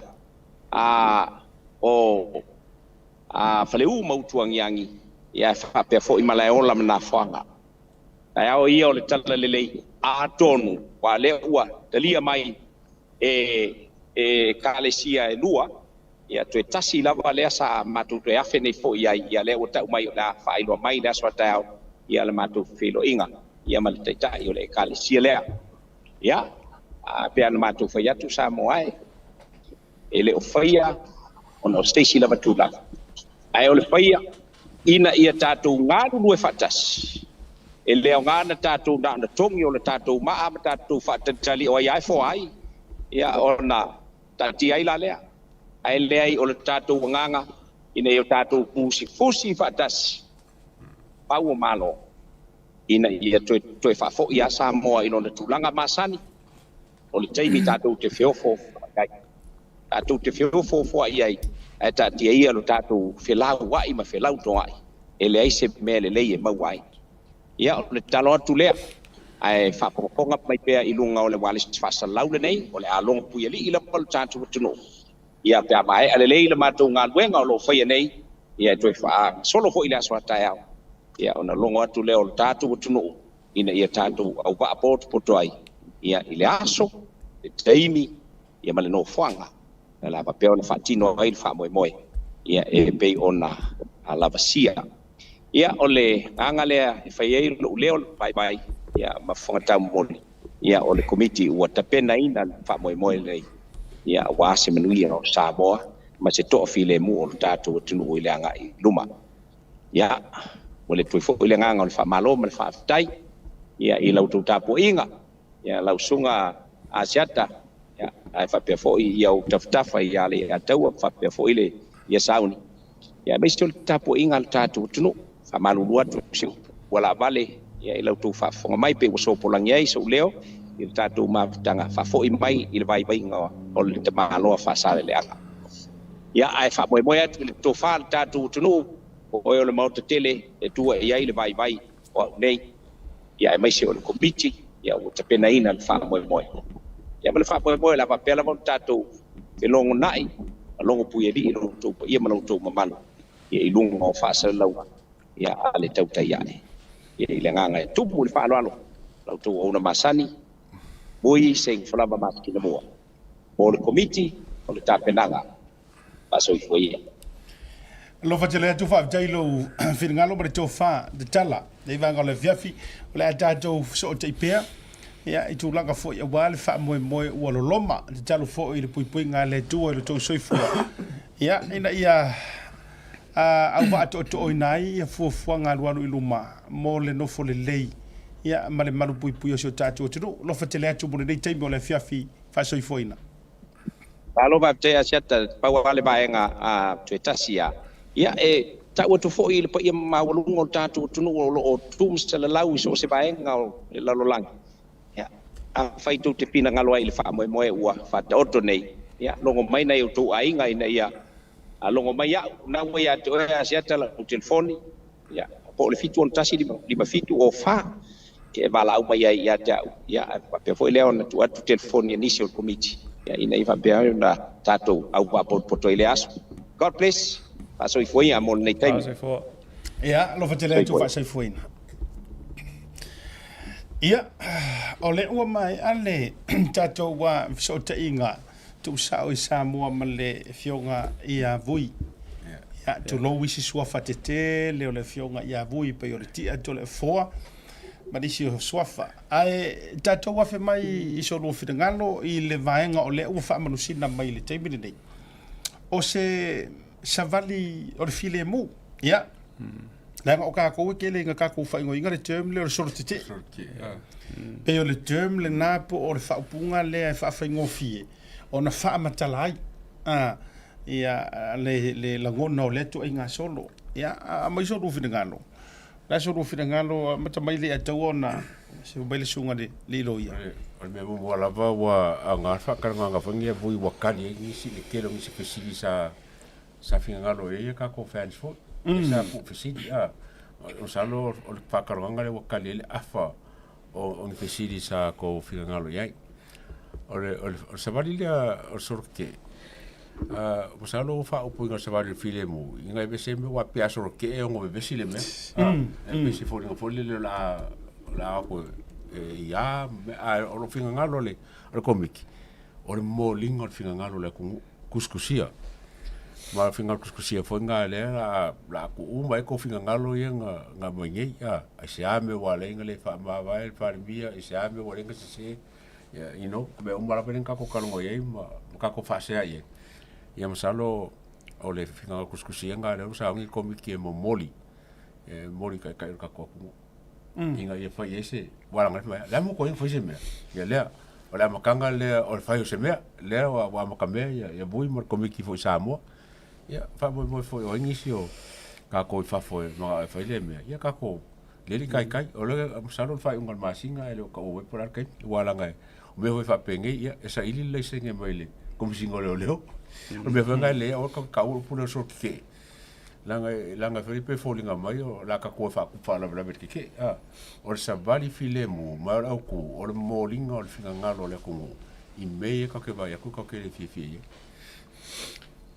so finga lo sauni o me mo mua ia te uie tawana tata le mo le ala i lalo le fa vai o le tunu ula e manino mai se fai tau o tuale le vaenga le tu lau e wha. Ia, te lea vaenga na e paul vaenga te fia amata i sa uia vai wha tu la whunu. Lai sa wai, we the people of Samoa in our constitutional convention this 28th day of October 1960 do hereby adopt, enact and give to ourselves this constitution. Ia te aula lewa mawhaile statement i ai le tala noa mai le tasiva on sifuru ali tu tasi le tunu. Saulo le article sifuru tolu o le whaavae leo le tunu. Lai manino le ai le saolo tonga whale tula fono o le tangata Samoa. Lai whaapea mai le article sifuru tolu. Rights regarding freedom of speech, assembly, association, movement, and residence. Se fulu tolu pui pui tasi, all citizens of Samoa shall have the right, pui pui a, to freedom of speech and expression, pui pui b, to assembly, peacefully and without arms. So mai malesi vaenga to form associations or unions saweale e lalu. E malia te ausa noanga le ataua, ona o le process ia le tauna mai le laisene mawhai e ona whaisol te. Mai e tau te tau mawhai fo e wha Samoa le upu lea protest. Ina ia mwhai ona wha ngofi ona tātou talia ina. Ia o le manino tu la fono wha vai le ona le sa tau mawhai e wha malamalama atu. Ono i e te tau pea ona wha mamafa. Le ai so se tangata Samoa lava i tu tono ele ma le jurisdictions ale atunu. E te tau lava on taita i lima le tu la fono ni mea tātou te whaia. Pe a wha apeo ni mea tātou te whaia e a whia ai ia ni whai unga wha le malo. Ia i lātou ia o vea ma taita, Palemia, Minsta, mai lātou ia o mia ia tofi o le atunu. E tā ua tele la ona mawhau open mind ia i tātou. Ona te ua wha peasis. O le la whaile solo te e pisa ile atunu ma le ai. O le whaatangana whaltu la fono. It is a legal right to tangata Samoa. I lalo o le whaavaya Samoa. E pei ona tamu whai whaamata latu le vaenga le o le constitutions le au mai ai. Le amatanga le whai mai o le constitution ne Samoa. A whaapea la Samoa li lie o mai Samoa le tasiva on se fulu. O ani fesuia inga ile isuia lava vaenga i o le constitution. Ia. Whaftai foi nei tamali I mai lātou o le a whataunuina ia nei foi fuafuanga. Ona o le atunu umo tangata Samoa umalava. And the constitution is for the people of Samoa. O le pule foi ia I lātou o mia tofinga o le malo. Vai ane lava ia tofinga whaale atunu I tamali matupu mai lātou o mia sua whatetele o le atunu. E tau, e mali e tau sa no ngavui. Ona e tau lava no tātou tau mawhai e ave ese le whapolokiki, mai tu la fono I e whausia ile atu nuu, le tamau a inga, ma le tamawhai e whamei le tamau a inga le atu nuu I luma, tu la fono na mea tau laws. O tu la fono I e whale atu nuu, le e le whatawhata, o le whaaloalo. Mea umala whapena, e o ngā lua ma le whakerisiano. Lea la wo ia tu la fono ia tau whakimakalasi. O taimi fulani ia I tātou, whaonga le tātou malosi anga whatemokarasi. E tau fofo e whawhitauli. O le mea e tau te tau ona tātou mawhau ai. The same constitution lena tō fia, ele whainga malo fia me, ma ave e sea ele whainga malo ale HRPP lalo tuila epa. this is the same constitutions o le au maia le whaatonunga. Au le aisau paki, whaase kuangaru. So, o le constitution fo ngā lenga o maia le kali le kaimi ngā e fo ilinga se ngase o malo le lua whilua kasi palo ko lua whilua kasi. Rule the Supreme Court o ila tau o mawaina le whainu mero maulunga po o commandinga le majority o le palimenge o ila kounga e whaia le malo a o ailanga o le fast i lalo o ka inga a fia me o i o ka o le paki e le kaimi la lingei ina wale aise pati a fia me mai la tau ia sa whate aina le fast lo whake mai o members o le lako paki ia o le solution ale ka kia le constitution o le constitution fo ile mai le whakanganga i ka ngako le akungu o le ien mako a ia wharkula fonga mo ke ai pe a whapea ko ke kuku mai pea so whawhetai fo i ona e sa oi vui wo ia le vai whangalele e le ia se ngā lau sunga lilo ia ma lau sunga le ataua le se ngā mamea kuila i pofu inga whai fatu ono le utatu tana noa pe soro ke pe savari o le file mu o le aunga o le vaenga lea o le a kongu se mangulau o le a se wha moe moenga ono sa o le toi mana toi fisili sunga le fionga ia vui langa nenga e fisili ngia na e fisili ngia le vaenga lea e la foi nan o le toi fisili toi a o manatu tau te wha soa wha lau waitele wa le fisili kukasi o le a kongu le wha moe moenga o le sa vari lea o se wha moe moenga ia fia me e sor kula fongo lau whainga wa o lau te no fomo o mawhau o se whaenga ka ua ma tua whata ua ma a whai ua sala uka ia e kongkai a whai la e sala uka sala makai o a whai wa ki mai o i lesi piko o ki akuma lesi piko tura iro le tunu a o tua la o le whaenga lea what is that we want to achieve o le mele kau ke ngau e achieve mo fia me fa ma vai o le mele kau ke manga e achieve mo la audi ko ifo ko fa le lei por mele kau ke manga e achieve ko yo me fa finga paroka that's my ultimate question e ka kaula nga mangingo po fia ko ngun ma fuanga e ka oko ia ile savali o le file mu awa yes o le manatu lau tele wo ia le vau whangalele o le fesiri o ile o ia e o ia onga o le fiaru ese o le palmia ka kore upu kusao e o ia onga o le fiaru ese o le palmia pe o ia onga o le fiafia o la auri wa moria po o le o ia o le alava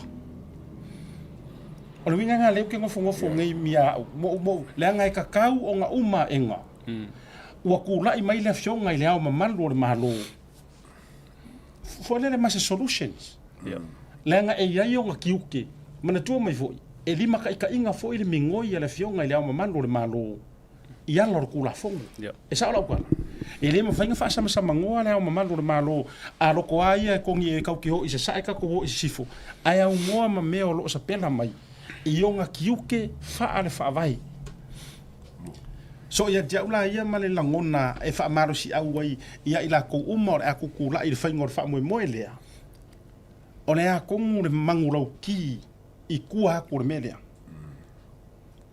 o ka mangingo ela fa yakule ka ia ole marielo manelo silia siata mai ia te a tonu le me pito silia na fata u le tonu pui le constitution mai o te loa fo i o se vainga fo i lea i lea fo i se fina ngalo o le fionga le au malon malo. Ona o le constitution le au mai i le legal instructions how we operate as a country, how we govern the country, o whaakongunga whalekula fongo. Kasi iwa o ngolua le nga activate le constitution o Samoa, o angi fesuia inga sa whai mai le ngā kaimi le kaimi ngei. Ele o iai se vaenga o constitutions e mawhai o ngā whaakanganga i le kūlanga lau iai Samoa le kaimi ngei. Like i se siku, ua an loa fule ngofo inga fia me e ngā ke holdinga le kofi parimia.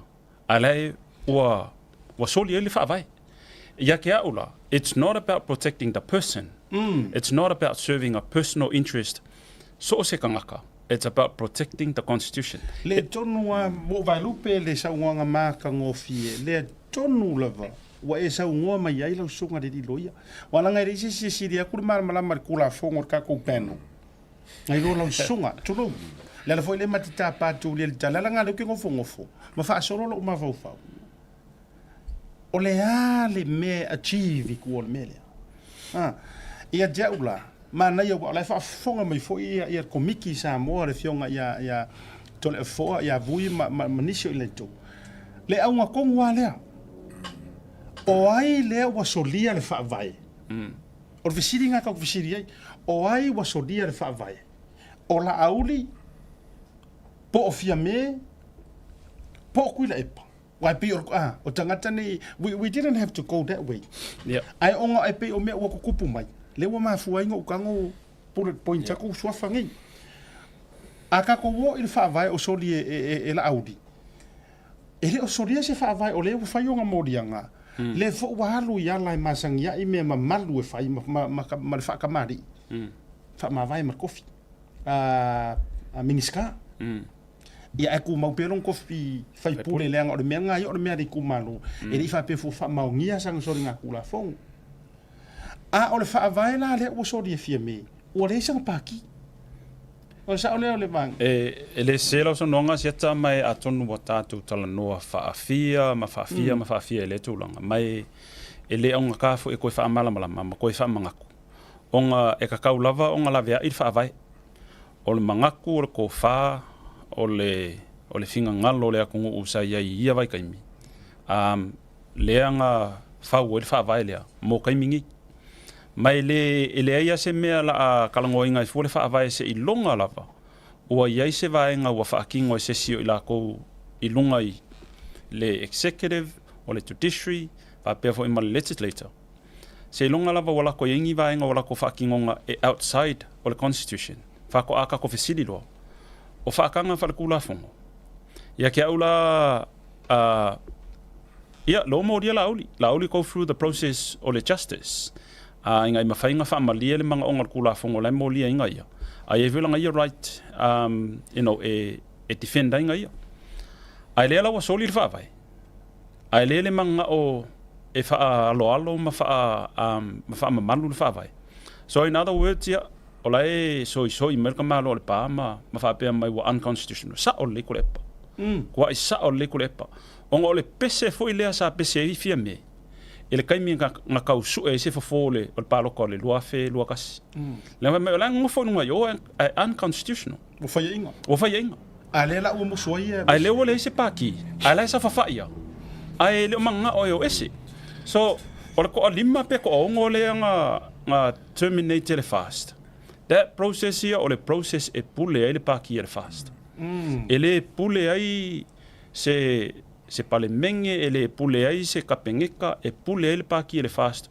o ai maka ka ele kaimingei o a ia rules nga set ele fast e ke solia lo rules ia ole a won oe e ke solia lo rules ia ole a kuli ese oe pe a mole majority o paki ave ese elo ko finga fa kai pe ave ese foi lo mempa o paki le ala wa fa kingo ele fast va enga ilalo la ko ya inga fa le paki a fia i male malo si anga fa le kula fongo o le sui fai pule o la kovia e ko ongo ai le wa fa ya kul fai unga fa mai na blameless speaker o le blameless speaker o le mea fo ile nga kupule lua fe lua kasi the same constitution le nga la ko fa ya kul e pa o ese le wa fa mai constitutions wa unlawful ko sa fa yo lo ma ko so e ma lia ye pe va ye and I want ia ila ko lo fa fonga mai maka mai foi ko e cast ka ko ma fo fonga lo afilo kas the same narrative lenga fa nga fia me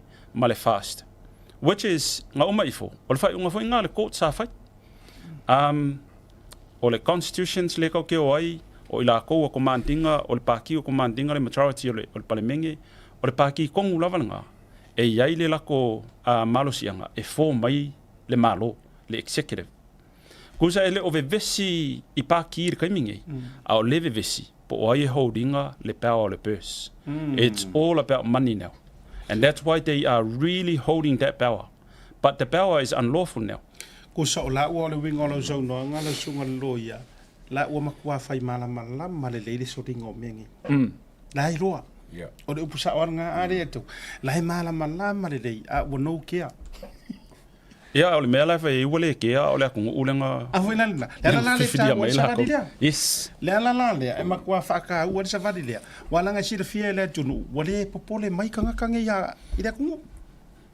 Ya, o se upo whaingo fie ku se mal whalonga kui sa wanga fo e sa uni ma bui ia pa pe fo lo fingalo asiaka mo ai supporters a ka ko ku disi ku ai lo so lia fa vai ia e a fie le fon fikalai ia finga a piko ke le a fie me kwa ke le a fie me a fie fa marolo swimming ska a fie fa marolo miska a fie kuringo la auli a fie leo ese la yenge longo winga la pawarka ka penga foinga according le pa sa mo sauni nga pawarka ka le power foi mele la malo la foi la le wala nga sa vali sa molme wole lo po fe au ye wole lo po isulu ye sulu lo le wolunga me sulu lo me piko siling volunga inga ye fa kongu vanga la ya fa kongu ya il va ngale se que la comere fa la esa wala oi ko que le attack fia me por attack le for constitution a come que ala ye le nga fall fa ficar a ka ko kam fa fo ya fia me mal fo ficar mo singa ngosa if you left for ai o lo fasili la o no lo te tau fa tu sa uni le vaenga o le fa vai le fa pe mai o le to e fo ye o e fai ngā pāroka. Pe o le wha le au ngai no se no fua inga. O le whaukuanga. O le whaukuanga e are pāle mia e ave i le au le mālo. Tolo. Nanga luke karango aku au i mea i sa pela mai e wha vai ma mea unga whapenga. Ia la uwa kuala se aka whakaikai. Na o se anta whataitai e le whai ai. O le ua sa wawali ngere aku. O makua lo fi mai poru masavai fai aku masavari file muangi usila Amerika Australia na tou e hoi official consula mampasa a ole fa mo mai fai unga le au mamalu le malo ile fau kuanga le palemia a ole sa vari onga ua soli le palemia le fa vai fa ko fo ya ese ke unga fa ko ese fo ya ngale kula fo okay ke le lopem fenko e lunga va nga kol o le constitution famole molle ai ka ko insingia ia o ngole ke kala ngomel va en kol le motion of no confidence porque le o kangaka e lo ke fai ka u va en ale kol e oso ile pi ai nga lo ile vacation of office ya kasi fai ka kasi le pui kasi fai kau lolo pui lua.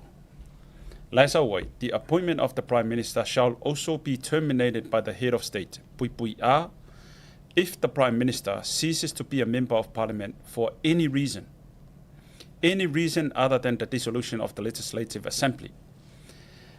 Wa mita ile threshold, e activate ele head of state, anga reserve powers, wale ai sau sau paki fia me sa opese e lua kat sa fe lo paki fast se va kunga le va nga fast o mai e ai se me nga kupu o lua e ko ke si mai ko lima o le paki ia fia me in a way fanga lo ko inga scenario ia la ngole kala ngo mai le va nga kolu lua a ele ka ke le o le va nga pi le nga o lai fa mai ai o e kasi ale vaenga e meet activate law e ia fia mela le owners nga ke proving ai o lai langa paki pa o le me maliela o lo ka kiel kus e ke le o koi paki o nga o lenga vote i le majority o le paki e remove o le kai o le fast not prime minister le o vatulunga le o vatulunga ai mo laita ele anga le fa mo le mole Onga o le kela kanga kala focus le pi. O le pi. E activate ko kongo le palemengi. A ole ei. O le pawa kongo anga le head of state. E activate mal head of state i longa mo. Yes. Wai nga i loa head of state o assist le palemia to be a member of parliament. A ole ale criteria to be a member of parliament. Le kalango ai le Electoral Act. Langa pe onga kakalanga le siva yaso. E kusa e mori mau le siku la fongo le si mene mga me le siku la fongo. E ka kile ko yo voila ko e fai fo ngi analysis pa e ka kaunga ka ko va ai ile me o laika o ko kula fongo. E resolve il fa fikauli. Nga onga prova e loko yese pa ki e attach ile ia fiame. Uma.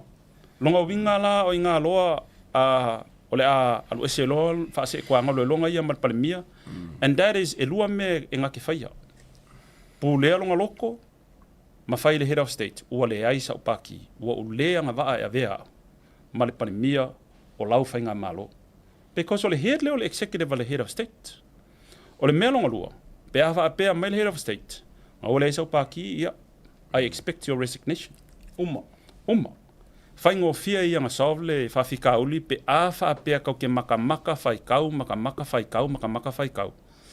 Kolu lua a. Fa fika wa mai mai ka punga taung ilanga kasinga belenga kwa fa se inga la wala ko il programa le sia fa sa la le fa eskonga. Woso a mai le pi ai ki ile a. O lawa o sawa le o pomo mai a fa mai. E le pa fai se mea. E kau fai ko o karo inga la le pi. Ai le karo inga la le la lo fa sa o ilma ka opule. Inga ya fai ke fo ka ko nge fai me pe la folo mo la ko mo se fa se inga me fa peng. Ai ole meo ke koma fai fa malama. Because ole oanga sa wai after ole oanga pe afa pe ole o meet requirements ile ei. Ole winga kongu lava ole afongi, ole pi. Pe afa apea ua yaise, wale yaise confidence ile palemia. Malanga whainga malo, malanga pingeka. So ile kaimila lingei. La kako wo yo, ai le wale spaki. Ele anga mai le fa apea fuila kalangos ka pingeka. Malanga olai saula le akako olai kiki ala ilalo le kolu 33 pui kolu.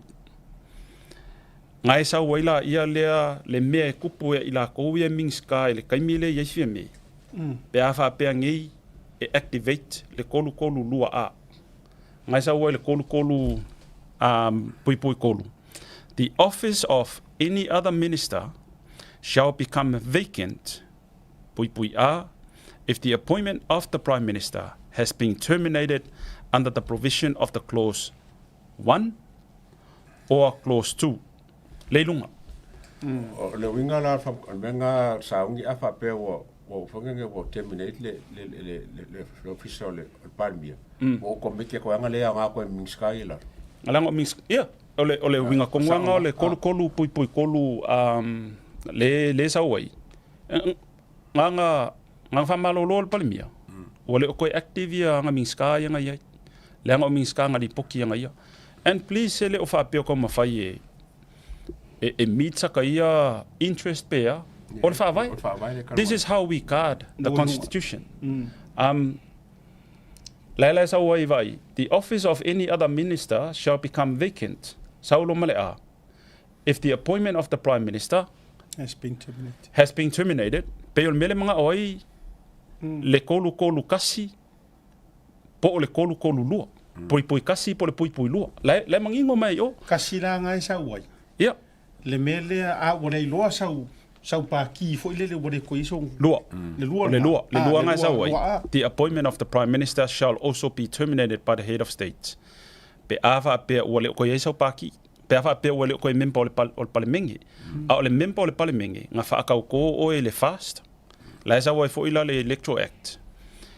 O le paki nga fa ka ko ai o le paki fo inga e ka kauanga e ki pinga ele parliamentary term. 5 kausanga. Ele mafailanga e alu independent, ele mafainga e alu e form se paki, a le alu le paia inga le parliamengi kamingi. I think o le mea ngā lewa laionga maka ngā whapea mai aku le ipa. Wa unconstitutional le kaika inga fia me. O le foi si le fia ku le pa. O le constitutions ko ave se ai mako. Mako fia ngofo fo. O le constitution ko ave se ngai mako. O le ala oi la ko fai mai ko ke lunga ko constitution. O le manino ia walanga o le fa ave se malaunga se ia kulo baile o se lo ia ngwa mai furkusi au skadia. Wa fa makwa kapu ai le na ri fia lo ia ona ia toi. E nana o foi atu. Lenga e o foi hala i le fai pule le HRPP. Walanga e nana o vatu e uia o kaka le onu kwa ai ona oi o laenga ke umia per tu lang o le fai pule le HRPP. O le fa mangi ngonga e li mongi o le vaenga lea. Fai mai. E na o le lua vaenga e mawhai unga fai e fia me kai mire ngei. Lua la isa pela mai e constitution. A o le kau ke kalangoa constitution lea. O le fa mai la lana sa unuanga. O le memo mua. O le koe fo i fai o le fokuanga ngā le te sa unua mai e ave o le vote of no confidence le na. Ma le vaenga longa lua o le lau kei le lopo i se constitution. Fa mai. O le kangolo fia me kol se fai ngā malo so fa akasi. E mai langa sa unga fa mai e fai e fo i lele e kango e fili ngisi la koke e mauaile ngu mela rana il malo. O le lau kere mama ma po ise me fa penga o sawi i le fa avai. Kuso nga wala like soli fa vai o malepe lo mar fa vai. O ma sangi ka ka fe me. Like ole winga lo kala le ise me fa penga o soli fa vai. And please if there's any show it to us. Fa ali le ku langa fo e deserve le ku le mala mal fa vai. O le fa fi ka uli o ka kula fongo pe o kala ngoi fo sis ka mi o sola. O le fa me fa vai. Yes a confusion i le interpretation. E ka kau o nga fa along o fa perkangia. That is not my preference. O ngā wha vai mo ka ngaka Samoa. Mangko fu ila o ka ko Samoa. O le first language o le wha Samoa. Ia, e ka ke ka mawhai ala ia ka ko malama. Ma malama i upu le wha vai base. Fu ila ka ko interpretation i upu i le wha Samoa. E le ese wha e ngā wha pe ngā o sa wai wha pe mawhai ngā forms coalition. Nothing. Mai a mafau foi la le fa sa mai kula fongo fenga paloka lo walu e faise spaki a le run le term pa mengi fa fe fenga ko fa ua se mea e mafainga forms coalitions man kanga kai le in paki ai le voi la fe mai le kula fongo fenga paloka o le paki nga fa ka ko oi ele kai minga ofifilia o le ku inga wa umar paloka o le paki nga e ke ngofo i mo le lima kausanga because o le term nga pa mengi. O le vaenga lai sa ungua wa e fia i o le fai pule lea wharea ka koulu e whai le arofanga lea. Le wa amatana i whai mai le arofanga le whamai. O mea ia kau ki kalangoa kuai. O mea ngai apalai pale mengia angi usina ma Australia. Ai whamai. E ese ai asa mo o le lau ke whai aku. Wa nga o upu ma le ngutu. Dobi nga pio karakus pa ia. O leo mai nga o lau nguku ma le upu le awari ia. Ai lei mangi mea whaapea o sa pea langa. E mai lai lunga mo le sira fia le tunu. Le peo na avatu fo ilunga le tatu whamani nunga. E fa mai e se ia sa moa ia mo le whainga o lako o te le ropara mela kako e se fua o le tera no mai ia le tūlanga o le whaavai a saun.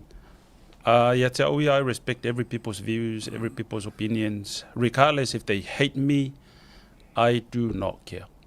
Wala vale akue o lo whai akaika. That's it, you know, in terms of lako le fie laka ia analysis. But awa pe e manga o fi ngaur kula fongo. Faali mai vai ngol kula fongo le you know inga mawhai fo inga you have to be honest to your audience. Mai la ko ye fia malama.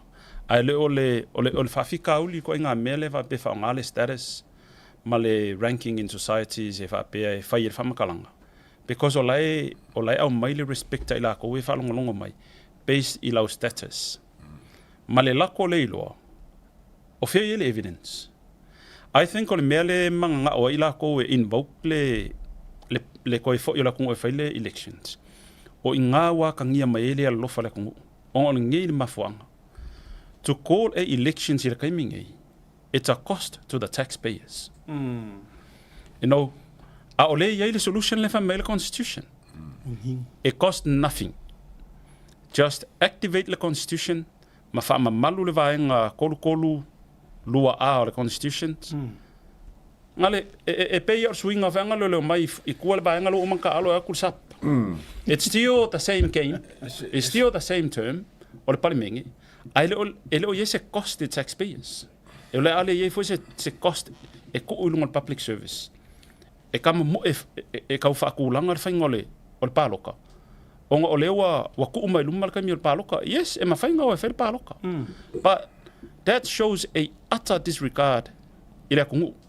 That shows i kangaka o laika mawhai e serve le lako personal interest using taxpayers' resources. And to me, ava pe inganga ka whapenga o laika mawhai e hide le constitutions malakula whango e serve ai lako personal interest. I don't think they deserve to be public servants. O le sila ofisili lausunga le loia manu o mana tuaina. Manga kua o lewa o mangei ngofo mafia me whaamalosi i associate ministers. E ala mai kulanga. O la whawesili. Whamaka wale sopolangi langa ka inga. Whamata e sata tauna whaamalolo. Whakoi fo i kaunga, ele o se marosi anga ngā o le mingiska. O le ave o sanga whaukuanga e whaamalolo e langa associate. Whamaka piwa, you know what I mean? At least consult with them. Whaisinga whisiringi ia le mingiska. O e whakukuanga. Walanga pi o le wa personal o ngofo ia. Le whakukuanga. La vea kua ima associate minister. Lase. E ka ua le mele nga whamaia le ataua. E ka kaunga is a consultation. O le minska fo e subject i le whaiunga whai il palimia. O ngol palimia, she or he is the head of the executive. Ia ke aula, o le awala e wa ai ai le whaiunga le sa whai fia me. Ka kuli minska ko kolua. Koru minska? Ka kuli ma associate minister ko se fulu. Su kolu. O le fesili whaarkula whango, did you follow the due process? Because o loa a fia le right o kangakangi I lalo constitutions. And that is the right not to be discriminated. So, a whaapea lai fesili, o le ale due process nga e follow. Especially you have so much authority based i le ngofole ksa whaia. A whaapea nga fesili aku e ke langolango inga ua siaka. Ngai whai mai ia le ai, ia, ka penga lau ako, ua kuli ama o le kaimingi. Or abusing the authority le kia. It means it's so unconstitutional. Because o loa o kangoi kuli oe, based ya oil expressing like what lenga express mai lau oe freedom of expressions, lau right te ke whai mai, wo le koe whaakoko inga oe saungi o sau kai ka. Is this ilaiku? It's unconstitutional. Because o inga fo ilai fesilingi ai, o le ale malo si anga ya e ke skipping ai le legal process. Ava penga advice mai le mings ka o le trustinga ia saungi o sa associates. Ma o leo ke whaukua inga ilo a fionga le palimia. Whake a saungi.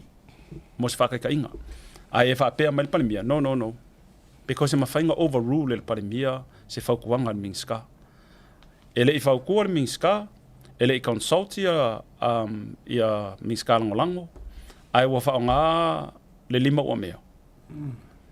Therefore, it's unconstitutional to have the natural justice process, male right not to be discriminated, per expressly like all freedom of expressions. Is it even worse for le unconstitutional or le makelo kulia le fai pole po so fai pole lo kulia le kumalo? Vasilia godfather, mga music godmother. Ele kulia e fia me le sui fai pule. But in a way, o lai mankofo ia ka ko mafo fau ka ko fo yang I la ko ia o mai e fai masui fai pule o kumalo. They hold the most respect based le fa pele kumalo ia lo malo oi. La ko le ko ngol palemenge wa ia ko finga ka o loa ia ave. And all of a sudden, wa whaile whai unga a le fo I sau mai lisi kumaloa o le sau whai I le kapingeka. E kuli.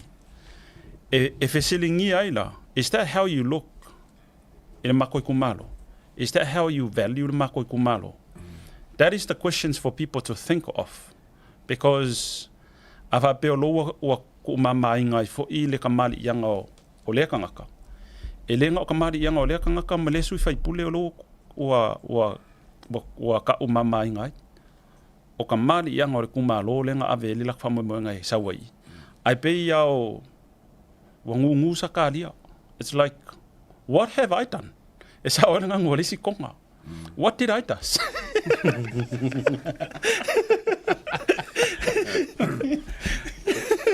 Ese ka ua mene ngo mawa kula usawanga saungi.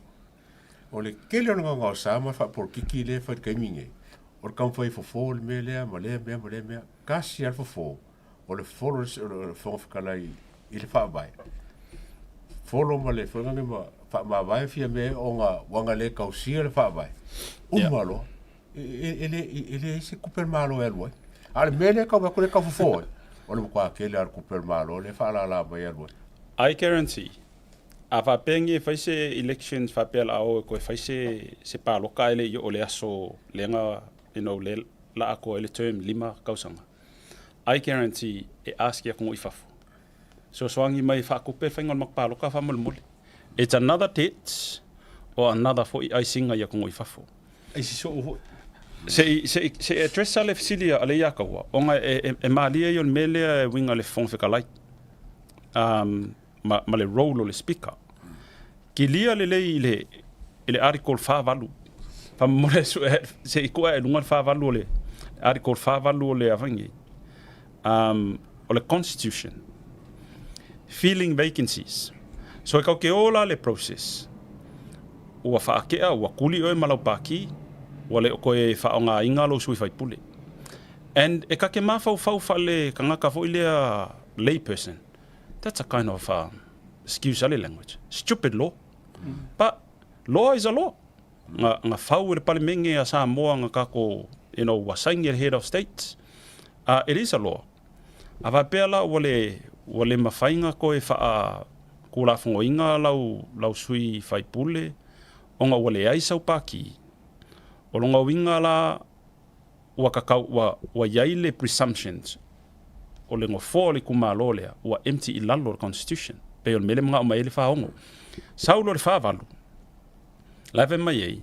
Whenever the seat of a member of parliament becomes vacant under the provision of clause 2 of article 46, the speaker, ngai ka usa o mainga, the speaker shall, by writing under his or her hand, report the vacancy to the head of state, and the vacancy shall be filled by election in the manner provided by law. O le kula fongo le kalangoi, o le Electoral Act. The manner provided by law, which is the Electoral Act. So, I voila. Awa pe o lewa sila fia le fonga whekalai, e ko aongo ia whaipule o le fast lewa kuri ese man paki at fast. Again, leave that process to the party, it's their business. Wa wako kusi o lewa mawanga kusi. Ai musu e invoke le requirements I lalo le whawalo. Ia ua soli whawai fo I le fonga whekalai. I la uia wa ai whatkula fonga. Because o le mangingo mai I the speaker. And whoever the speaker is, e ka kaunga invoke le whawalo. Malo whawtai a... O lai maro siru punga the speaker shall. E isa nga whiwhiringa pe whai pere whai. O upu ia e lua e keleanga koe kiki ako kusa ia la whauinganga. A ye lesi upu ma losi ako lesi upu. O le must, ma le shall. O le shall la, e whe kuunga I ailo ia lou ma whau a pia. O le kula fongo le whakungo menga. O le must. Po le eisau o ngongo kia o le kula fongo. Pa, kusa whasa moa le, lau ia whasa moa le shall, ua kakau. O se mea ua kakau. A o le must. Whailo. Whailo. E kau whasa moa whangale, e kau laka mai e kakangaka malama, because o le whaavai mo kangaka, e le whaavai mo se kangaka skokas. O lai manino mai fo I le tūna whono, whaiva o le speaker. Yeah. Tātou marolonga fio lai, ki nganga maalili lau vai ma lau ki a ele ma whai tātou marolonga se I whaavitea tātou company lango sua, to fo I maila I lea whaau au tātou whaasoa, e ne vangona whiawhi.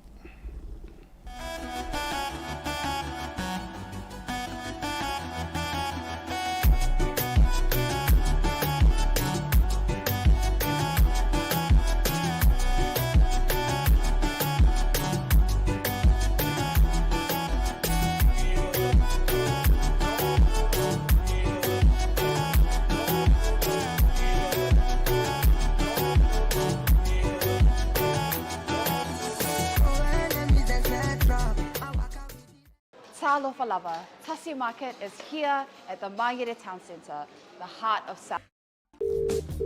Seal plumbing. My drain's blocked. I need a seal. I'll see you soon.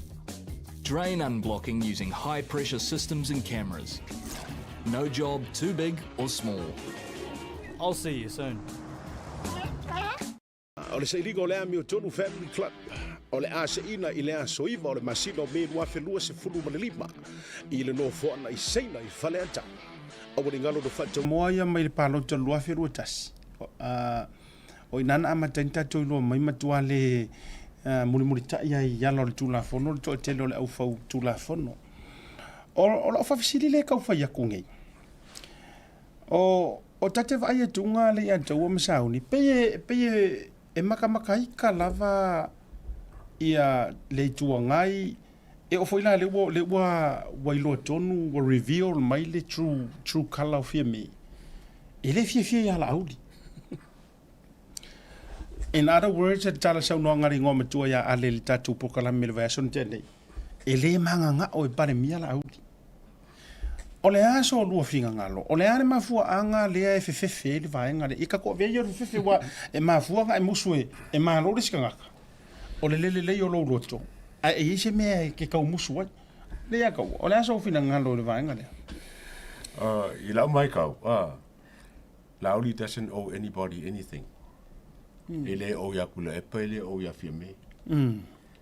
O longo winga foi la o lo manga kule. E kere ngi mea ke loinga e a whainga e kula I mai lauri e whain pare mia.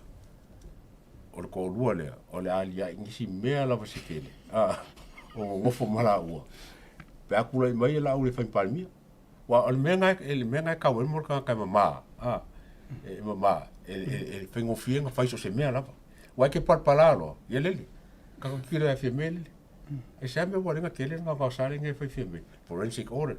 Le mena ki a bea, le nga fie ki ia fia me. E ora kala kule pere fari se sofa mai. Ora fai ko o menga ko forensic audit. La ngara ko wa ko se so fia me. Wow. Ya, wo vai lai. O me e mau ka ngaka. Sa involve I me pio. O nga bakala le o ke fapenge. I lau mai kau ia lauri. Wa fiu wa nga yesu se me pinpoint e lauri. O ai fam singonga me kele fiu. Ila ra masa sa longa fo le me fapenge. O se kele o se me o ngofo malauri.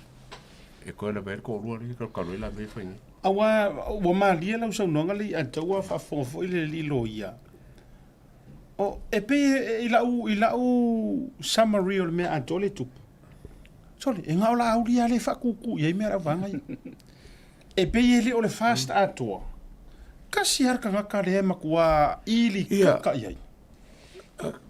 Kiki fo le so me lengo ma fo ngi ele fa kala. Me yo cap and credits. O ke pe ke lo silefia ngo fa ka sa ngi ngi le mo ngusila.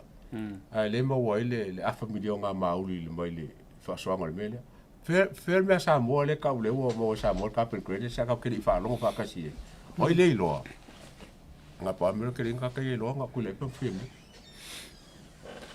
O le aso fina ngalo fa la wa tele la sunga le lo ia ele a fia fuani.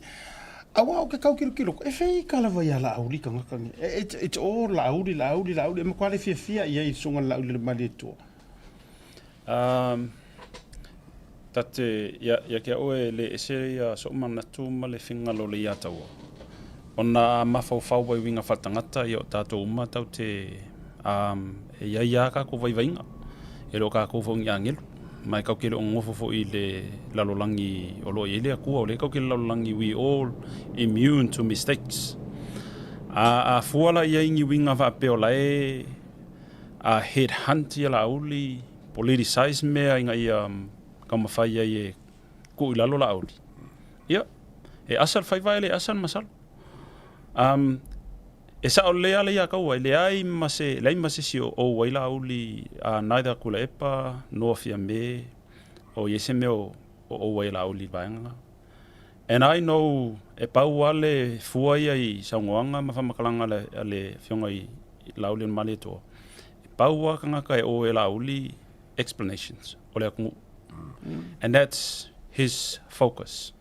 So Ava pe lo ko mafai nge fa nga fa lo ka u fa masingonga ma leo e ka mafai ko so foi la uli a wangi I ko e yengonga vango e sa we ka ile ko fa masingo mela ko and I think o le me mali e o ngal mele nga fa kala last week this is the new Mandela in the Pacific o nga olai direct uma ia fainga elea ma fainga palpala ka mafai fa lo ka ma twist kula fongo ia ko so la lo lauli a o laua avele attention na le kongo mankua foi la ka kalngo le constitutions le fa nga makula fongo o kula fongo e pule le kongo onga o kanga kangi o mai fai kula fongo e fili mai le kongo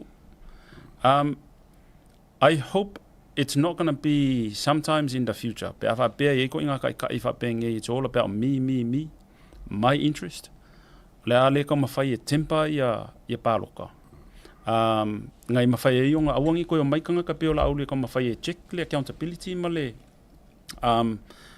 kongu o me whai kongo o le whainga malo.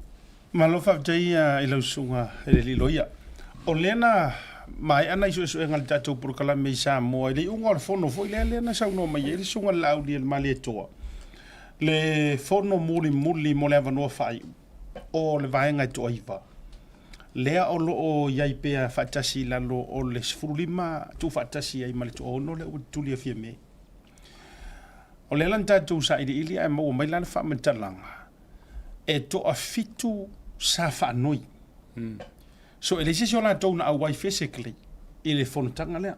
Mana tua sa iei kua paka kua o le whanutanga lea e maua I ngā male whai unga monu e whai fo I le toa iwa la tau ia. Ai pe taila o lena maua mai le tātou reporti ma le sota inga. E to a fitu I la tau sa whaia la tau whaanoi. Whaanoi tu sa o la vanga I le whiunga le tei whono po o le tei o le vanga whai wai nei.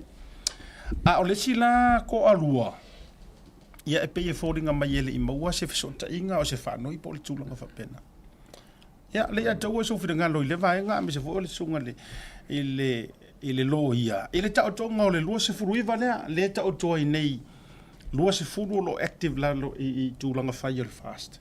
Ia ma le toa iwa lea I le vaenga, I le kāpeneta fia me.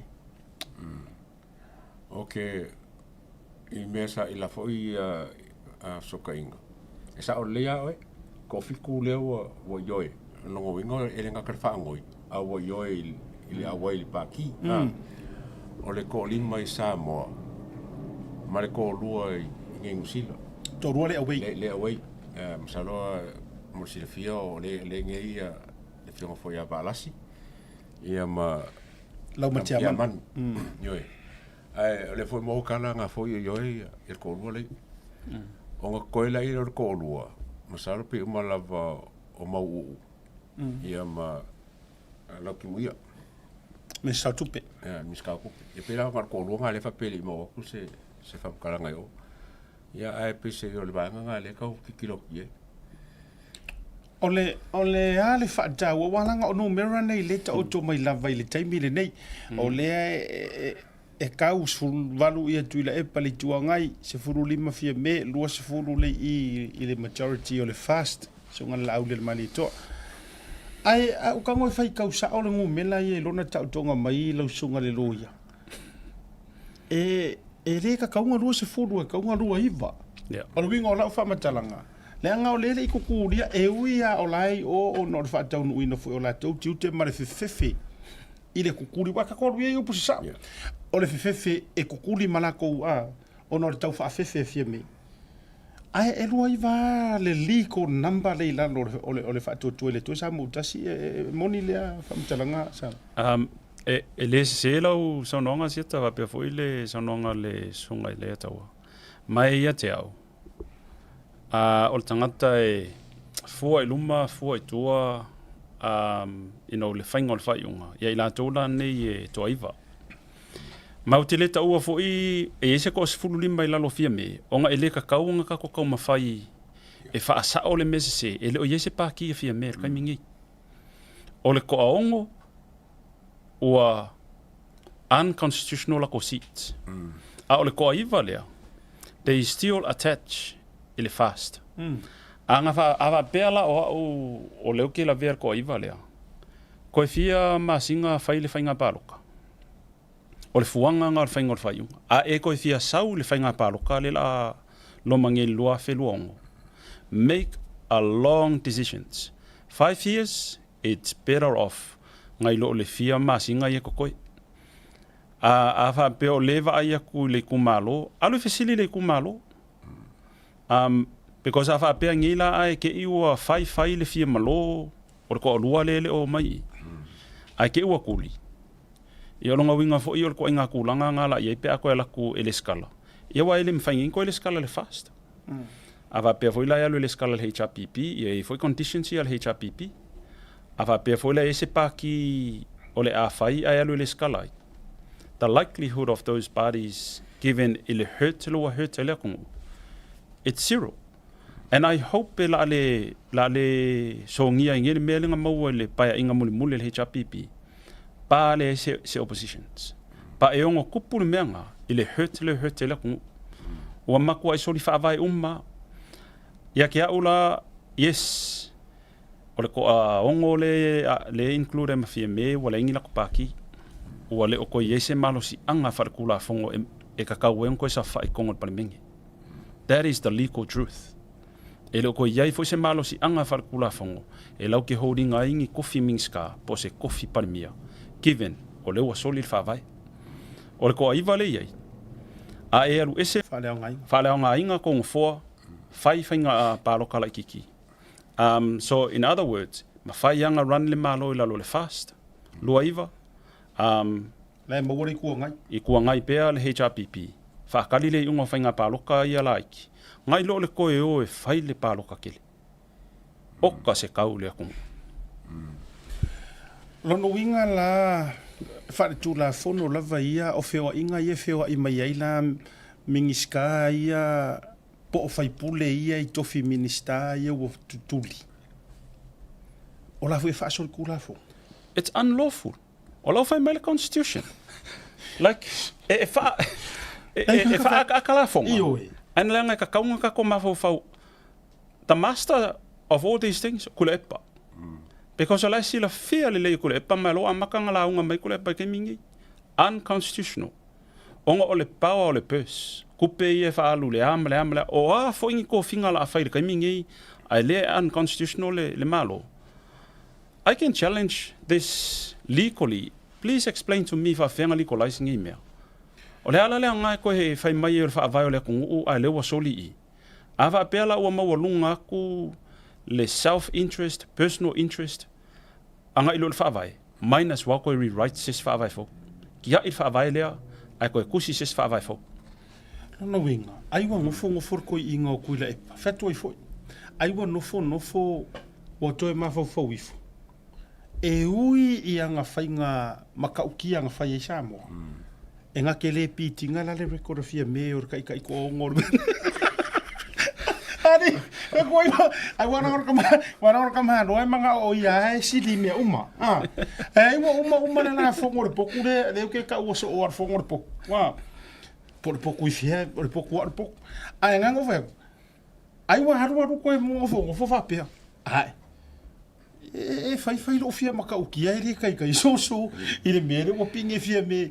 Ko o walanga dise mela ka inga uma koi wa se ke le mere o ka ko for ko su le ye se pa ki ko o ka kai ia malo o no foi ele ma ka le foi ele nga le o foi le fie mele foi la press conference oh my good e ai ku nga le faleo ele foi faleo ku nga what's transparency ku nga ia nga foi nga run la ko le unconstitutional le foi nga malo lo que foi koi le ki ai wa haru ko inga ko fo fa pea wait a minute kwa i ka uvalea o maro fia ka mai maro ma fa nga design ai meia fa to ya ma kwa i ka uvalea uma ile kuranga le o ya ngai ka i ko o mo fia me kwa le ko ki al mere o fa Sili.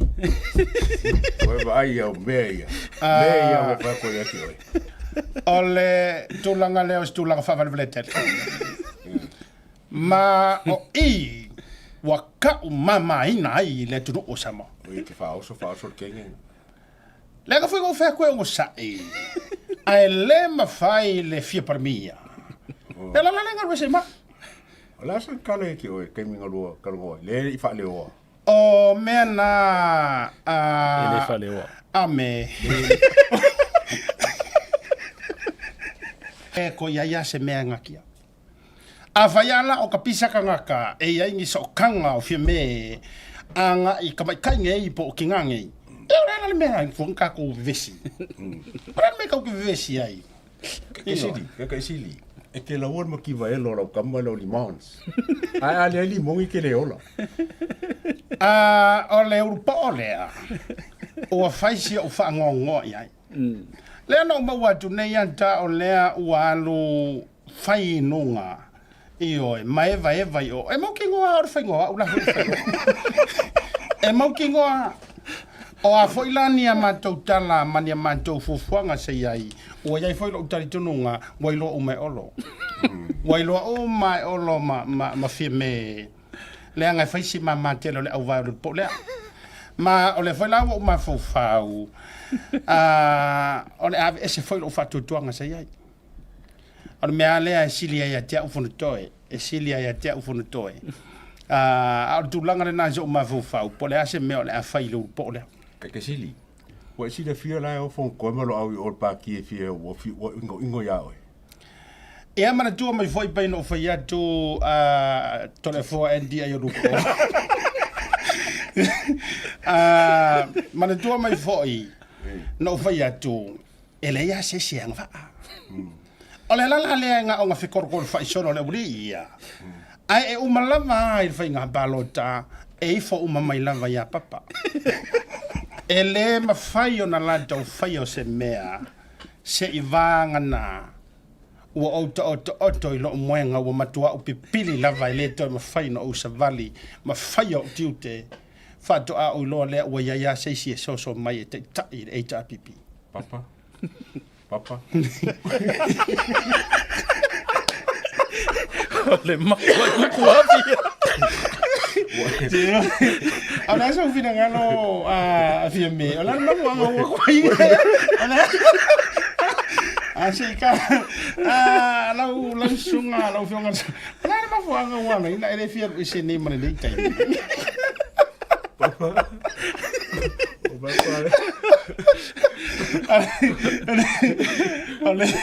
Ole tūlanga le ole tāsong ele nei vanga le fiafi. Ia o mea o vai kunga. Kwa sai mai la urupo o ia. Na ka Marie Mons. Wa sia me ka kwa sai mar ka malo. Sai mai ya o mai ole ka mai kiki ya war ka unga ngara ka mai ya. Wa ro fa a fia kere ia Remons ya. O ngofo ka o mai ya war ka mai kiki. Ka mo ka o mai fu ilele. Ia mai la ia.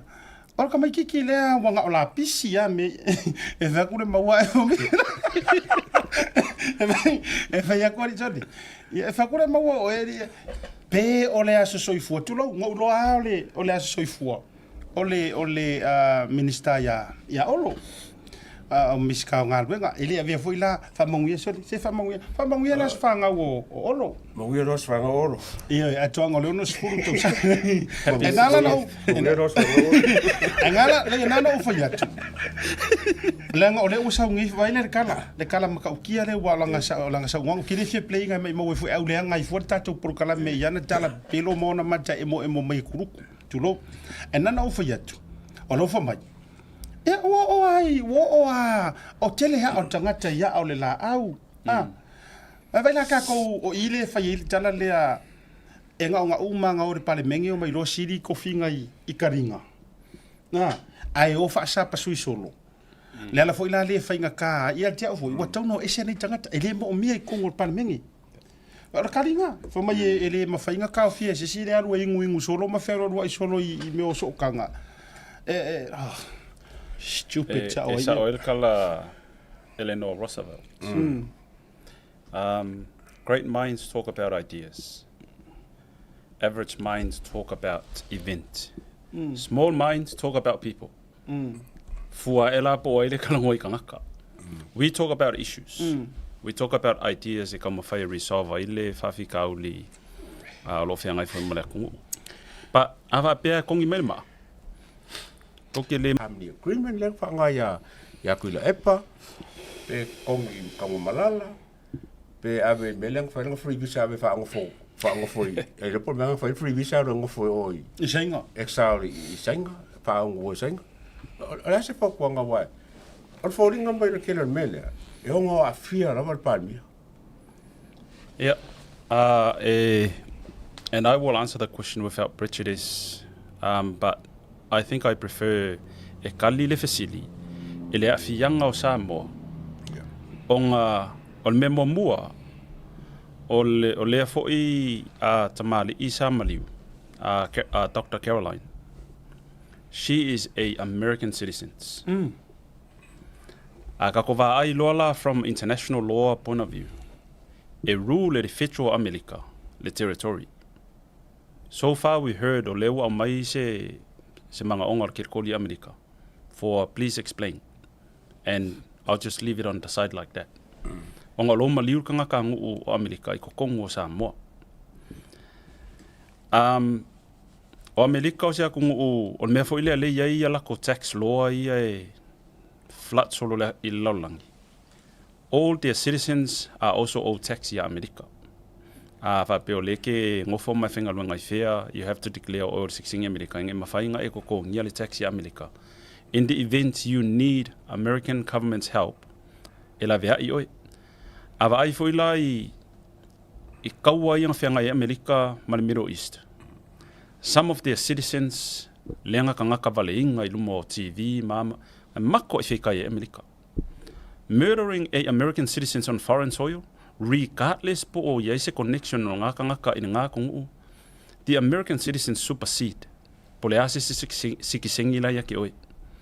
So, ava pea o yaingi ni masalo mianga o le fionga ile South Africa in ngay case, basi lau sili le yatawa. I will leave that to the court and the rule of law e fire yunga.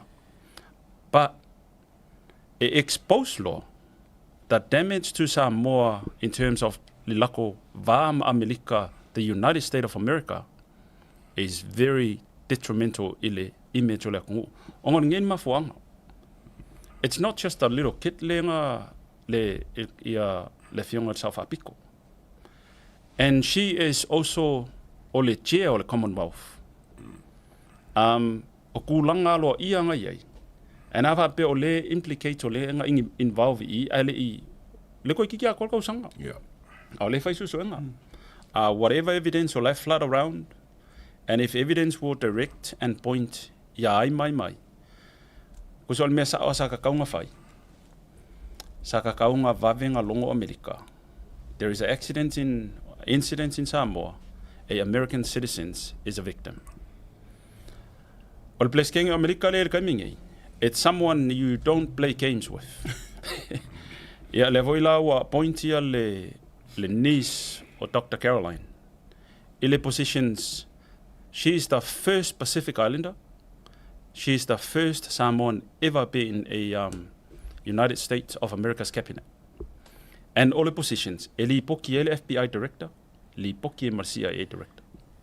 In other words, ole mawalunga ia. E mawhainga exercise on powers overseas jurisdictions.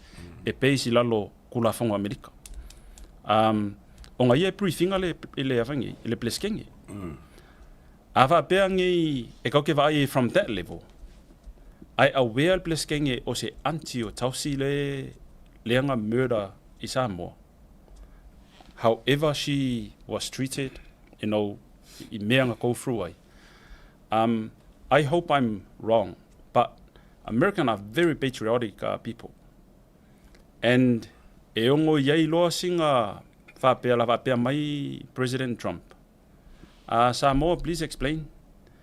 A citizen of my country was murdered there. And can you please give me a progress of the court case? Expose uma. Kangaka ko akasi, pon kangaka ko lua pe ko kolu, ai leo le safa ile imi to le kungu. O Trump o se like ila uia vai vanga le yai even for I le mbelo fenga lo ngai we treating our relationship with America very careful. Because a kango ngi Trump e fa ngala nga power ascension ai ma imposing isi me lunga ko melo ye. Yeah, we can't. You know, ele mawhainga ko whinga wai. E pau a kungu e mawhainga whinga ma Amerika, ko inga le e sainga. But we all know, it's just for the show. E uma e malo Amerika. Pe awa pe kalangoa nge mea kau economy. E ongo a fi ai reserves sa more overseas. O reserves nga e va ai mai Amerika ia kungu ia ma kope sa moa ia, because the foreign aid leo sa moa and remittances le pio rai ia reserves sa moa, which is the biggest part of our economy. Malo. O le alanga lo siri wa alanga le wa o le wa yaku le wa mo ia ku langa fo ngai I kapenga me computers. O le wa yaku le wa o le family o pa u le sa fa u li o fe foi le kinga. Ma o nga fo la mo me por ka fa kanga por ka kan kongi nga pit. E pera ke le me yo causa o ka ma fo fa. E o afia querer ka ko ka la si sa ya o e que no surprise pa que o resign for me so this 2 weeks within next 2 weeks. Well, Otelia surprise, but I want her to know. That's an honourable thing Yes. for the country.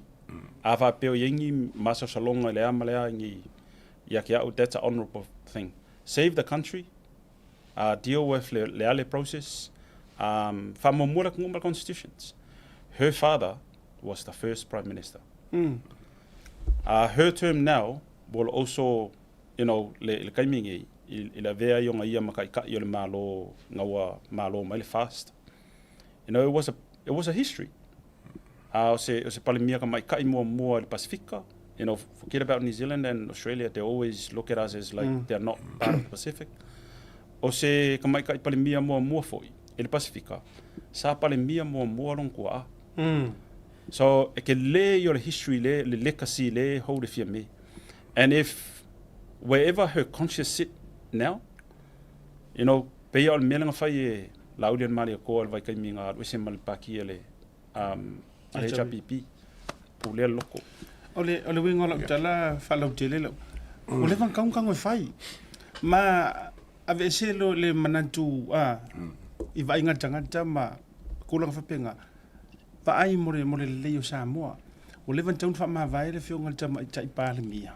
Po o fia me naomi. Ono butula I malvanga le. Mai fia o sa ukala I kanga ka fo ia me se fo il titilo mai si e au porkiki le fa mai o fia pa le mia o la auli. O la upu mongia o pa le mia sa wa le. Yeah. Ave ese le upu fo mai o fia pa le mia au visidi. O ai la sa ka pa le mia. O le mi tu mai ala auli requirements. O pa le mia sa nga pa le mia ma ala auli amakanga. Ele ai umanga ko vesinga fa bengei o kon uma o ko le au corrupt o ese uma o karisa o nga melia morto tele kusama ko I karia ia o ia muso parmia ia wa ka kanwa ma fo anga fa ringa saudi mongia pisa mai mai o fia parmia awai parmia no la audi ko fu o kang malanga o pisa o ta to le ngana waso uma e fa ngofia nga o la audi fo e ma fa nga ave ku la e pa kang malanga pa wale or kanga ka kilir fak ma se no go fa pusi kai foka a foi le winga le lautala a fai nga la kuloa ia rampuka kongi pan marama I le fa pui o nga o fa maungia vai le corrupt pan marama sai ai nga fai re ku kongo fiki ma me uma e ia iar kanga ka firfiria ele kuwa e la ko ke le ku long fak a ko la ko ka malo le kongi sa o pan marama fa pui o fea nga ia kama corrupt pan marama ko kongo Eli wa uma ai lang ai kuku mai kama sa o lai fa ola o ka ko ngunga fo I makanga ngo leo se a papa ku lo ko kelo au fa maungi la yai alang or mele kupu e makua o le lima o mea leo ku so le fa popo ko fie me le lima o mea ku la e pa kongi ola tala fo ia mo mai la sos mai sa mo sos fa to ma sos la fo tonu fa no to fali ele fa ma va ele umar kon kala kia alongo ele umalanga ele manga o ye fia me or sirila manga ko me foi o le akua se e sawa ko kurikuri mai o ia upu se fa kula kala le fa mai le ro mana tu ia mata nga musu ro fia me e maingi leo sa ili la mi kongo o ku au ala le la parasia ia ale o kupu mai le maka upu le la mangu ia longa ngoa malanga involvement E iai la lesi palemia, po lesi kai, e sau a mai mea ia leo, e koe maua i moe. E le ia la le maua mai o oe. Ia ua kako wha mawai kulo o upu ngana tu sao. Ai le anga le maua mai o lai soi fuapea. Ia onga fio lolo le o le wha mawai re kaimingi, ngai lo le luma ma le matanga e o oe. Le anga e wha alia uma ko mea pio ma ko mea le. Le winga lana leo tu whai atu ai, ta moment nga musu ai e maingi leo mai fafa. Ai manga kua, o leanga makua pasia ka pengeka. Ko e whai ko kongo le, o le pānemengi. Le mele nga sau ngoi kua la pang fasio. E au maingi leo. Ai sau alo makua sau koe kongi ronga li mai kongo. Kafi. Whai e kua le kaimi laua, pāri mi e kua. La palemia mangkor kaiminga, la ya kua la malo si anga fa palemia. Enga ke pasia ai. Ia me fa ir kapingeka. Le ala le wingo la dala le fa ia kula ngomai le visiti. E ke musu lo e fa ile me ami o kongu ile skangaka. Ia ngai fa kalidea. Le la sau ya oi. Ola una mana tu fa u tatu pokana. Malo. Ka fa aku ala ngai ka ko e ka ka sanga fo e por ka ko fa fisiringa bakuya clean kapa o yo sa senga tole in malo Amerika mara lava involvement wa acknowledge receive ai kali mai to jitia molta to la fu mola so ta inga le wo mai ale tamao tusi so it's just a matter of fact tell you la fu acknowledge mai ma e ai ka ko so enga e ai me maka ukia wo o me officer ole ale fa ilo ina le tem ai me maka ukia e ai foi ka kalanga involve le case le o mariu le wa willing e kaukakala. Ia, ora makua. Wa umar programe. Ai, whakausau pale fuiono. Ryan, can you put up my home style? Kako si laku ia upale anginga ia ma tu ne foi luma se ko kangkanga i mai ai ma o keu ma tulanga fo i na iau. The rest, see, ai oi pale maka ukia kama ia afa pe sau ne jale fa sau no fo ma tu langa fa pena like mai le tauta ia e style ia mi se fo sei ma ele ave fuai fa ka lima tala tau sei sur lima tala fitu tala tau ngo fiela fo mo le fa la le no le ia mi se fo io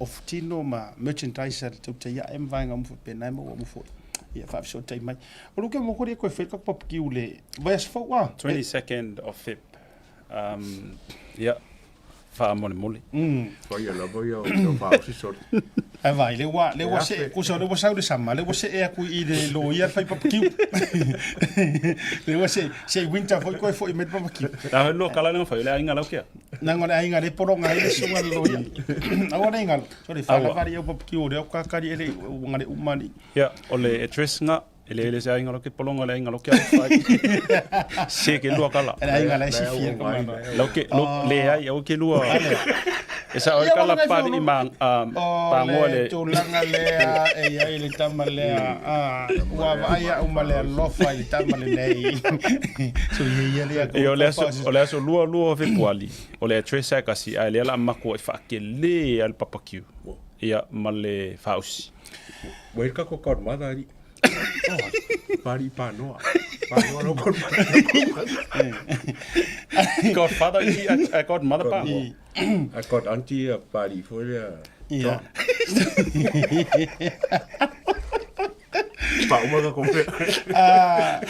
Fali la lango ia ile tulanga foi o nai pisinisi tawatia lega te foi lea asa ile se fale te fia tau mafai afia ne le rooters barbecue and take away lesa yele tali mana o mua sira fia uma to telu tato te tala mai ile so tofi se e pa ile so sa e tau no se so le fa kali me pule ko uma sa ko pasia tau tu uma lava ma fionga le ngafatasi se ka ku kari sua yo aso tofi la as foraile asto na imara sa sorry ko kari bisiari mar fa la wiloari al professor ai mo qua balbo o professor la fatwa auto eva ai ale professor o que sa wangi O le fai a ku fusfusinga al sunga lo ia mal professor.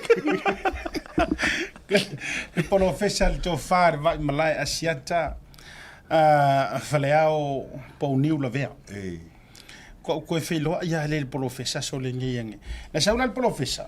Ia o le fa la uno inga mainga. O siana fa fianga. E fai lea I le aso to ana I nei salo se vi fogo ko. Is that this week? Sulima kala. La sulima. Fai non fale pe. Awane MC le fa fianga o le saule professor invite se o kako po MC. O ai fi MC fa mo o professor. Le la no foi atu. O le ama lo maloya le la foi a kotfara. Ja, Godfather zou nie net de MC van mooi. Wou ngal me ke de karing hier. Ole van mooi na ole aso to na ole aso lima de skool best varili. Askonga. Okay. Aso se fulu na to se silat aso se fulu ile orator. Ja, po le tula falisa mo inai papa toi. Ja, a fione e lango le fa mooi le fa auto ai fa ngoi no le fa auto nga dangi a pule matu mo. Oui, c'est pas qui vous. Les il est pas qui mère ko inga. Et les yo la ko inga na e li fo fo ye. Oi do foi fa pe o ma mère ko inga e. A o lo fo ke mi mo mi ai se swangi financial support. Tanga ye me ke kele la ka pe ko kele rope o ma ngor suile a ma ko le la fa. Ai o langa kala la ye ke o mo fa ye a e manna o lo teru le sui. E sele mamala wava. E matua sele mamala wava fa funga de leilo lo wau. Ona e alu lola ia le te taupa. Ya, so ni fa mo fo. O le tama. Ya, le to fa de vai malai. O le a mateo atu masauni ai MC ia Godfather. Ia, mo tawalunga matou por kalambe le nei vaenga o le via finisi o vaenga te tele o le atatu fa so le so tayau. Ya nisi foi o tatu fa tatanonga ya fa mangalo sera mangalo le tu bari la fufunga va tele ma tu te alo lo fa tele lava mo o tu uma share lo tatu program share ye si lai voi I va ngor kula fungo nga va kulunga ya atonoi malifu ai tai au tatu tai ya o fa ali se angel e pe ona fa ali ya paulo le ala tamseko wata wiona pulo tatu mata se fu ma manuia ma tu fatu